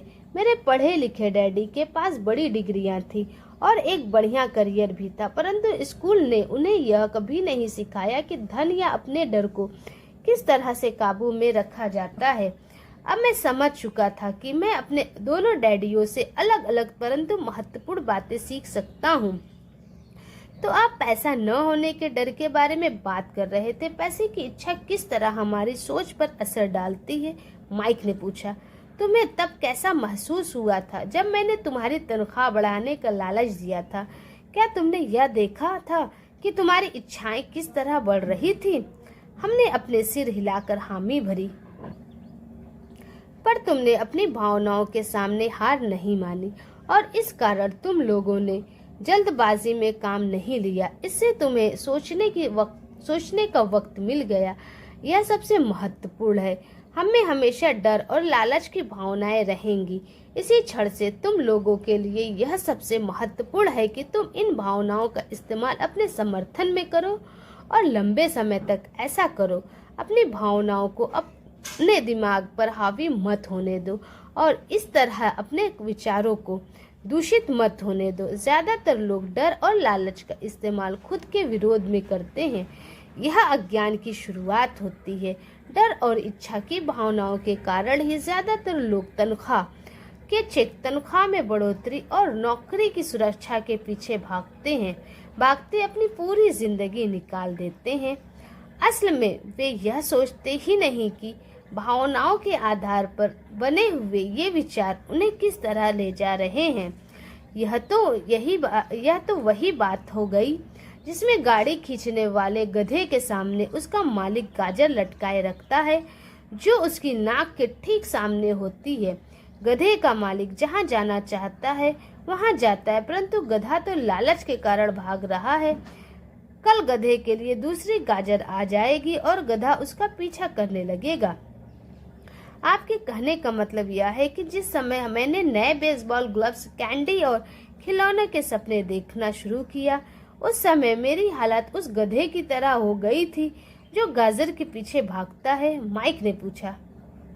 हाँ, और उम्र के साथ साथ तुम्हारे खिलौने भी ज्यादा महंगे होते जाएंगे। अपने दोस्तों पर ड्रॉप उछालने के लिए एक नई कार, एक नाव और एक आलीशान घर। अमीर डैडी ने मुस्कुराकर कहा। डर आपको दरवाजे से बाहर धक्का देता है, इच्छा आपको अंदर बुलाती है, आपको चट्टानों की तरह ललचाती है। यही जाल है। तो इसका काट क्या है? माइक ने पूछा। डर और इच्छा अज्ञान की वजह से बढ़ते हैं। इसलिए अमीर लोगों के पास जितना ज्यादा पैसा होता है उनका डर भी उतना ही ज्यादा बड़ा होता है। धनी गाजर है, भ्रम है। अगर गधा पूरी तस्वीर देख सकता तो शायद वह गाजर का पीछा करने के अपने फैसले पर दोबारा सोचता। अमीर डैडी ने आगे यह समझाया कि आदमी की जिंदगी अज्ञान और ज्ञान के बीच होने वाला संघर्ष है। उन्होंने बताया कि एक बार कोई आदमी खुद के बारे में ज्ञान की खोज करना बंद कर देता है तो उसकी जिंदगी में अज्ञान घुस जाता है। यह संघर्ष हर पल होता है। इसलिए हमें यह फैसला करना है, यह सीखना है कि अपने दिमाग को खुला रखा जाए या इसे बंद कर लिया जाए। देखो, स्कूल बहुत ज्यादा महत्वपूर्ण है। आप स्कूल इसलिए जाते हैं ताकि आप वहाँ कोई भी कला या व्यवसाय सीख सके और इस तरह से आप समाज में योगदान दे सके। हर समाज में शिक्षक, डॉक्टर, मैकेनिक, कलाकार, रसोइयों, व्यावसायिक लोगों, पुलिस अफसरों, दमकल कर्मियों और सिपाहियों की जरूरत होती है। स्कूल उन्हें यह सब सिखाते हैं ताकि हमारा समाज विकसित हो सके और हमारी संस्कृति समृद्ध हो सके। अमीर डैडी ने कहा। दुर्भाग्य से कई लोगों के लिए स्कूल शिक्षा का अंत होता है, शुरुआत नहीं। एक लंबी खामोशी छाई रही। अमीर डैडी मुस्कुरा रहे थे। उस दिन उन्होंने जो कहा था वह मैं पूरी तरह से नहीं समझ पाया था, परंतु ज्यादातर महान शिक्षकों के शब्द सालों तक हमें सिखाते रहते हैं। उनके शब्द इसी तरह से आज भी मेरे साथ हैं। मैं आज थोड़ा निर्मम हुआ, अमीर डैडी ने कहा। एक वजह से निर्मम हुआ। मैं चाहता था कि तुम लोगों को आज की यह चर्चा हमेशा याद रहे। मैं चाहता हूँ कि तुम लोग हमेशा मिसेस मॉर्टिन के बारे में सोचो। मैं चाहता हूँ कि तुम लोग हमेशा उस गधे के बारे में सोचो। इन्हें कभी मत भूलना अगर तुमने अपनी समझदारी से उन्हें काबू में नहीं किया तो डर और लालच की तुम्हारी दोनों भावनाएं तुम्हें जिंदगी के सबसे बड़े जाल में फंसा सकती हैं। अपनी जिंदगी को डरते डरते गुजारना, अपने सपनों को पूरा न करना निर्ममता है। यह भी निर्ममता है कि पैसे के लिए कड़ी मेहनत की जाए और यह सोचा जाए कि पैसे से खरीदी गई चीजें सुख दे सकती हैं। बिल चुकाने के डर से घबराकर आधी रात को जागना जीने का एक भयानक तरीका है। तनख्वाह के हिसाब से जिंदगी जीना भी कोई जीना है। यह सोचना कि कोई नौकरी आपको सुरक्षा का एहसास दे सकती है, खुद से झूठ बोलना, यह निर्ममता है और यही वह जाल है जिससे मैं तुम्हें बचाना चाहता हूँ। मैंने देखा है कि पैसा किस तरह से लोगों की जिंदगियों को ललचाता है। ऐसा आपने अपने साथ मत होने देना। भगवान के लिए पैसे को अपनी जिंदगी मत चलाने देना। हमारी मेज के नीचे सॉफ्ट बॉल आ गई। अमीर डैडी ने उसे उठाया और वापस खिलाड़ियों को पास फेंक दिया। तो अज्ञान का लालच और डर से क्या ताल्लुक है, मैंने पूछा।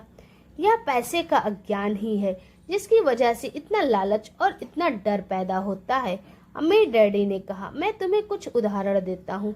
एक डॉक्टर जो अपने परिवार को ज्यादा खुशी देना चाहता है अपनी फीस बढ़ा देता है। उसकी फीस बढ़ने की वजह से स्वास्थ्य सुविधाएं हर एक के लिए महंगी हो जाती हैं। अब इससे गरीब लोगों को सबसे ज्यादा नुकसान पहुंचता है, इसलिए गरीब लोगों का स्वास्थ्य अमीर लोगों से ज्यादा बुरा होगा।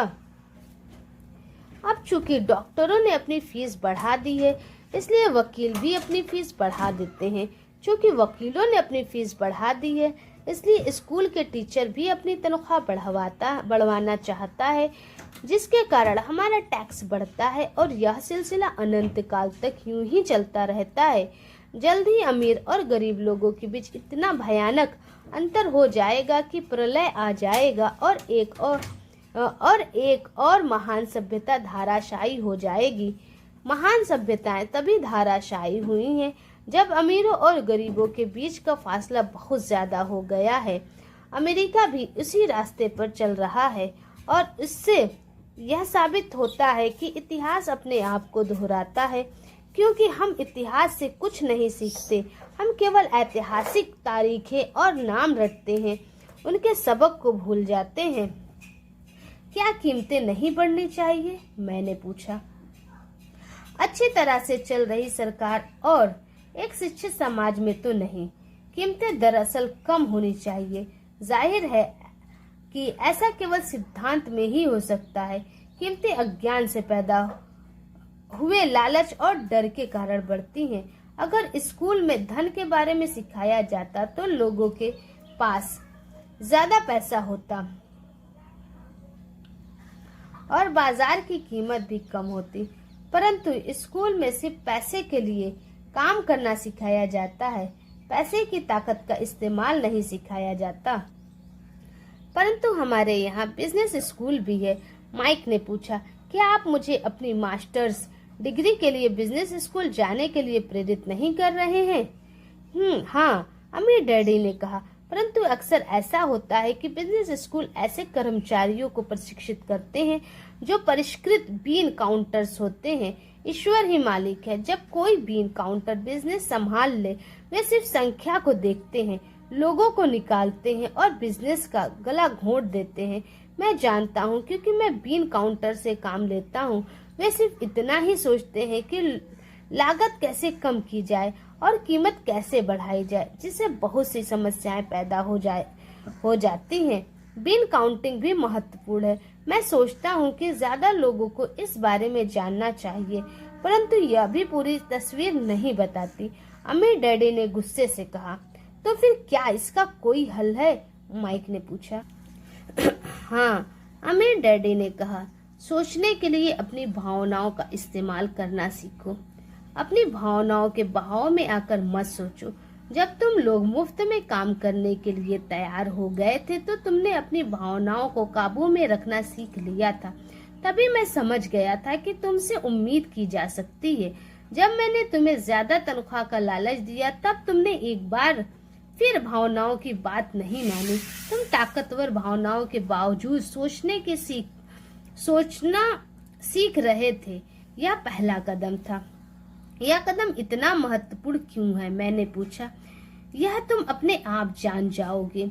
अगर तुम सीखना ही चाहते हो तो मैं तुम लोगों को ब्रॉयर पैच में ले जाऊंगा। यह वह जगह है जिससे लोग बचते हैं। मैं तुम्हें उस जगह पर ले जाऊंगा जहां जाने में ज्यादातर लोगों को डर लगता है। अगर तुम मेरे साथ जाओगे तो तुम्हारे मन से पैसे के लिए काम करने का विचार निकल जाएगा। इसके बजाय तुम यह सीखोगे कि पैसे से कैसे काम लिया जा सकता है। और अगर हम आपके साथ जाते हैं तो हमें क्या मिलेगा? अगर हम आपसे सीखने के लिए तैयार होते हैं तो हमें क्या मिलेगा? मैंने पूछा। वही जो ब्रायर रैबिट को मिला था, अमीर डैडी ने कहा। टॉर बेबी से आजादी? क्या ऐसा कोई ब्रॉयर पैच होता है? मैंने पूछा। हाँ, अमीर डैडी ने कहा। डर और लालच ही ब्रायर पैच है। अपने डर से पीछा छुड़ाकर, अपने लालच का सामना करके, अपनी कमजोरियों और जरूरत को पहचान कर ही हम बाहर निकलने का रास्ते तक पहुंच सकते हैं। और बाहर निकलने का रास्ता हमारे दिमाग से होकर गुजरता है। सही विचारों को चुनने से माइक ने आश्चर्यचकित होकर पूछा। हाँ, इस विचार को चुनकर कि हम क्या सोचेंगे, बजाय इसके कि हम अपनी भावनाओं में बहकर लगातार प्रतिक्रिया करते रहें। सुबह उठने और काम पर जाने से ही आपकी समस्याएं नहीं सुलझ जाती, क्योंकि बिल चुकाने के लिए पर्याप्त पैसा न होने का डर आपको सताता रहेगा। सोचने से आपको खुद से एक सवाल पूछने का समय मिलता है। इस तरह से का सवाल, क्या इस समस्या का सबसे बढ़िया समाधान है? इस पर और ज्यादा मेहनत करना है। ज्यादातर लोग इतनी बुरी तरह घबराए होते हैं कि वे खुद अपने आप को असली बात नहीं बताते कि डर हावी हो रहा है, और नतीजा यह निकलता है कि वे सोच ही नहीं पाते और इसके बजाय दरवाजे से बाहर दौड़ लगा देते हैं। टॉर बेबी हावी हो जाती है। अपने विचार चुनने से मेरा यही मतलब था। पर हम ऐसा किस तरह करेंगे? माइक ने पूछा। यही तो मैं तुम्हें सिखाने वाला हूँ। मैं तुम्हें यह सिखाऊंगा कि तुम्हारे पास चुनने के लिए विचारों के विकल्प होने चाहिए, ताकि तुम हड़बड़ी में काम करने से बच सको। जैसे अपनी सुबह की कॉफी पीकर दरवाजे से बाहर दौड़ लगाने की आदत से। मैंने तुमसे जो पहले कहा था उसे याद रखो। नौकरी दीर्घकालीन समस्या का अल्पकालीन समाधान है। ज्यादातर लोगों के दिमाग में सिर्फ एक समस्या होती है, और यह थोड़े समय के लिए होती है। यह समस्या होती है महीने के आखिर में चुकाए जाने वाले बिल, यानी टॉर बेबी। अब पैसा उनकी जिंदगी चलाता है। मैं यह कहूँ कि पैसे को लेकर उनका डर और अज्ञान उनकी जिंदगी चलाता है, तो वे वही करते हैं जो उनके माँ बाप ने किया था। सुबह उठो और पैसे के लिए काम करो। वे इतना समय भी नहीं निकाल पाते कि यह सोच सके क्या कोई दूसरा तरीका है। इस वक्त वे दिल से सोचते हैं, दिमाग से नहीं। दिल से सोचने और दिमाग से सोचने में क्या फर्क होता है? माइक ने पूछा। अमीर डैडी ने जवाब दिया। मैं इस तरह के जुमले अक्सर सुनता हूँ। हर आदमी को काम करना पड़ता है, या अमीर लोग शोषक होते हैं, या मैं दूसरी नौकरी ढूंढ लूंगा, मेरी तनख्वाह बढ़नी चाहिए, आप इस तरह मेरा शोषण नहीं कर सकते, या मैं इस नौकरी के इसलिए पसंद करता हूँ क्योंकि यह सुरक्षित है। इसके बजाय हमें यह कहना चाहिए, क्या यहाँ ऐसा कुछ है जो मुझे नहीं मिल रहा? इस तरह भावना पर आधारित हमारे विचारों की जंजीरें टूट जाएंगी और हमें ज्यादा अच्छे तरीके से सोचने का मौका मिल जाएगा। मुझे मानना ही पड़ेगा कि मेरे लिए यह सबक एक महान सबक साबित हुआ। यह जानना कि कब कोई आदमी दिल से बोल रहा है और कब दिमाग से, किसके शब्दों में भावनाएं छुपी हुई हैं और किसके शब्दों में विचार। यह एक ऐसा सबक था जो जिंदगी भर मेरे काम आया, खास तौर पर तब जब मैं अपने दिल से यानी अपनी भावनाओं से बोल रहा था, ना कि अपने विचारों से, दिमाग से। जब हम स्टोर की तरफ वापस मुड़े तो अमीर डैडी ने यह कहा कि अमीर लोग हकीकत में पैसा बनाते हैं, वे इसके लिए काम नहीं करते। उन्होंने यह भी बताया कि 5 सेंट के शीशे से सिक्के ढालते समय जब माइक और मैं यह सोच रहे थे कि हम पैसे बना रहे हैं, तो हमारे विचार उसी रास्ते पर चल रहे थे जिस पर अमीर लोग चलते हैं। दिक्कत सिर्फ इतनी थी कि हमारे लिए ऐसा करना गैर कानूनी था। सरकार और बैंकों के लिए ऐसा करना कानूनी था, परंतु हमारे लिए नहीं था। उन्होंने यह भी बताया कि पैसा कानूनी और गैर कानूनी दोनों ही तरीके से कमाया जा सकता है। अमीर डैडी ने बाद में हमें यह समझाया कि अमीर लोग जानते हैं कि धन एक भ्रम है जो हकीकत में गधे के सामने लटकी गाजर की तरह होता है। धन के भ्रम के कारण जो डर और लालच पैदा होती है, उसकी वजह से ही अरबों खरबों लोग यह सोचते रहते हैं कि धन असली चीज है। धन दरअसल एक माया जाल है। जनता के अज्ञान और भरोसे के भ्रम की वजह से ही ताश के पत्तों का यह महल खड़ा रह पाता है। सच कहा जाए तो गधे की गाजर धन से ज्यादा कीमती है, उन्होंने कहा। उन्होंने अमेरिका के गोल्ड स्टैंडर्ड के बारे में भी बात की और यह बताया कि हर डॉलर का नोट असल में चांदी का प्रमाण पत्र है। उन्हें इस अफवाह से चिंता हो रही थी कि किसी दिन हम लोग गोल्ड स्टैंडर्ड को छोड़ देंगे और हमारे डॉलर चांदी के प्रमाण पत्र नहीं रहेंगे। जब ऐसा होगा बच्चों, तो कयामत आ जाएगी। गरीब, मध्यवर्गीय और नासमझ लोगों की जिंदगी इसलिए बर्बाद हो जाएगी क्योंकि वे यह भरोसा करते रहेंगे कि धन ही असली चीज है और वे जिस कंपनी के लिए काम करते हैं वह कंपनी या सरकार उनका ध्यान रखेगी।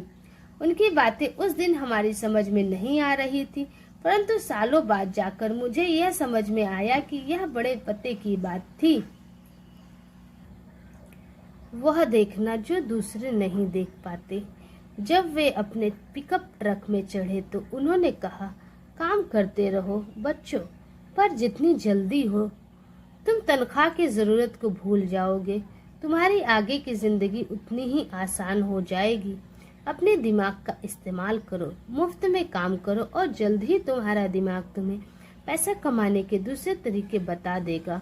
उन तरीकों से तुम इस नौकरी से ज्यादा कमा लोगे।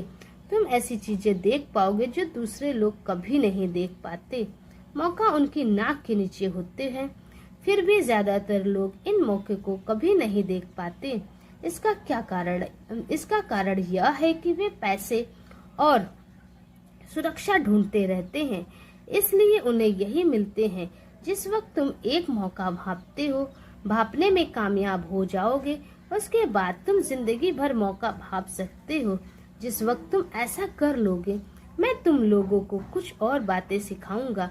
इस बात को ध्यान में से समझ लो ताकि तुम जिंदगी के सबसे बड़े जाल से बच सको। वह टार बेबी तुम्हें कभी नहीं छू पाएगी। माइक और मैंने स्टोर से अपनी चीजें उठाई और मिसेस मॉर्टिन से गुड बाय कहा। हम वापस पार्क गए, उसी पिकनिक बेंच पर बैठे और वहां घंटों तक सोचते रहे और बातें करते रहे। हमने अगला हफ्ता स्कूल में इसी बारे में सोचते और बातें करते हुए बिताया। 2 सप्ताह तक हम लोग सोचते रहे, बातें करते रहे और मुफ्त में काम करते रहे। दूसरे शनिवार के आखिर में मैं मिसेस मॉर्टिन से दोबारा गुड बाय कर रहा था और कॉमिक्स बुक स्टैंड को ललचाई नजर से देख रहा था। हर शनिवार 30 सेंट न मिलने में सबसे दुखद बात यह थी कि मेरे पास कॉमिक्स खरीदने के लिए बिल्कुल भी पैसे नहीं होते थे। अचानक जब मिसेस मॉर्टिन मुझे और माइक को गुड बाय कर रही थी, मैंने उन्हें एक ऐसा काम करते देखा जो इसके पहले कभी नहीं देखा था। मेरा मतलब है, मैंने इसके पहले उन्हें ऐसा करते देखा तो था, पर उस पर ध्यान नहीं दिया था।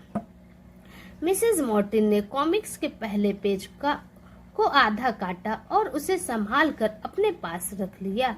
बाकी की पुस्तक को उन्होंने एक बड़े से भूरे कार्डबोर्ड के डिब्बे में डाल दिया। जब मैंने उनसे पूछा कि वे इन कॉमिक्स का क्या करती हैं, तो उन्होंने कहा, मैं उन्हें फेंक देती हूँ। जब वह नई कॉमिक्स लाता है तो मैं ऊपर के आधे कवर को क्रेडिट के लिए कॉमिक बुक डिस्ट्रीब्यूटर को दे देती हूँ। वह 1 घंटे में आने ही वाला है। माइक और मैंने 1 घंटे तक इंतजार किया। जल्दी वह डिस्ट्रीब्यूटर आया और मैंने उससे पूछा कि क्या हमें कॉमिक्स मिल सकती है।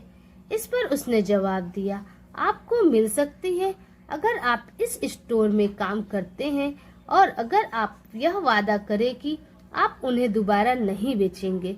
हमारी पार्टनरशिप एक बार फिर कायम हो गई थी। माइक की मम्मी ने बेसमेंट में हमें एक खाली कमरा दे दिया जो उनके किसी काम नहीं आता था। हमने उसकी सफाई करके उसमें सैकड़ों कॉमिक्स जमा कर ली। जल्द ही हमारी कॉमिक्स लाइब्रेरी लोगों के लिए खोल दी गई। माइक की छोटी बहन को पढ़ने का बहुत शौक था, इसलिए हमने उसे अपना लाइब्रेरियन बना दिया। लाइब्रेरी में आने और कॉमिक्स पढ़ने के लिए वो हर बच्चे से 10 सेंट लेती थी। स्कूल खत्म होने के बाद हर दोपहर 2:30 से 4:30 तक लाइब्रेरी खुलती थी। पड़ोस के बहुत से बच्चे इसके ग्राहक बन गए थे और वे जितना कॉमिक्स पढ़ना चाहते थे 2 घंटे में पढ़ सकते थे। यह उनके लिए बहुत बढ़िया सौदा था, क्योंकि एक कॉमिक्स की कीमत 10 सेंट होती थी और 2 घंटे में वे 5 या 6 कॉमिक्स पढ़ लेते थे।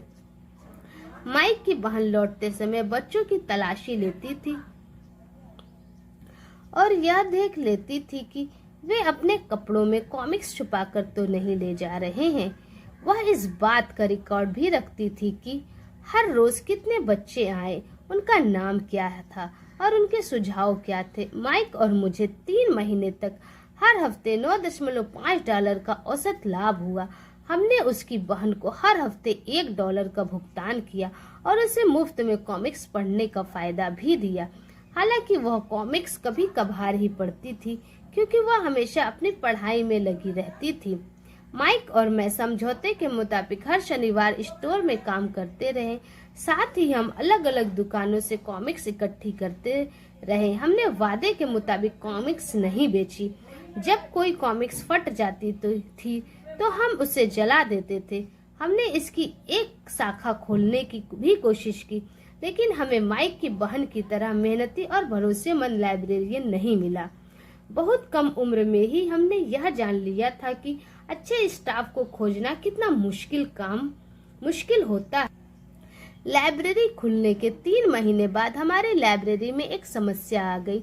दूसरे मोहल्ले के कुछ गुंडे अंदर घुस आए और उन्होंने झगड़ना शुरू कर दिया। माइक के डैडी ने सुझाव दिया कि हम अपना यह कारोबार बंद कर दे, तो इस तरह हमारा कॉमिक्स का धंधा बंद हो गया और हमने कन्वीनियंस स्टोर पर हर शनिवार काम करना भी बंद कर दिया। फिर भी अमीर डैडी रोमांचित थे, क्योंकि उनके पास ऐसी बहुत सी नई बातें थी जो वे हमें सिखाना चाहते थे। वे खुश थे क्योंकि हमने उनके पहले सबक को इतनी अच्छी तरह सीख लिया था। हमने यह भी सीख लिया था कि पैसे से अपने लिए काम कैसे करवाया जाता है। स्टोर में नौकरी के बदले में पैसा नहीं मिलता था, इसलिए हमें मजबूरन अपनी कल्पना शक्ति पर जोर डालना पड़ा ताकि हम पैसा कमाने का कोई दूसरा तरीका ढूंढ सके। कॉमिक्स लाइब्रेरी हमारा अपना व्यवसाय था। हमारा धन हमारे काबू में था और हम किसी मालिक के मोहताज नहीं थे। इसमें सबसे अच्छी बात यह थी कि हमारे व्यवसाय में हमें तब भी पैसा मिलता था जब हम वहां स्वयं मौजूद नहीं होते थे। उस समय हम पैसे के लिए काम नहीं करते थे, बल्कि हमारा पैसा हमारे लिए काम करता था। ज्यादा तनख्वाह देने के बजाय अमीर डैडी ने हमें इतनी बढ़िया नसीहत दी थी।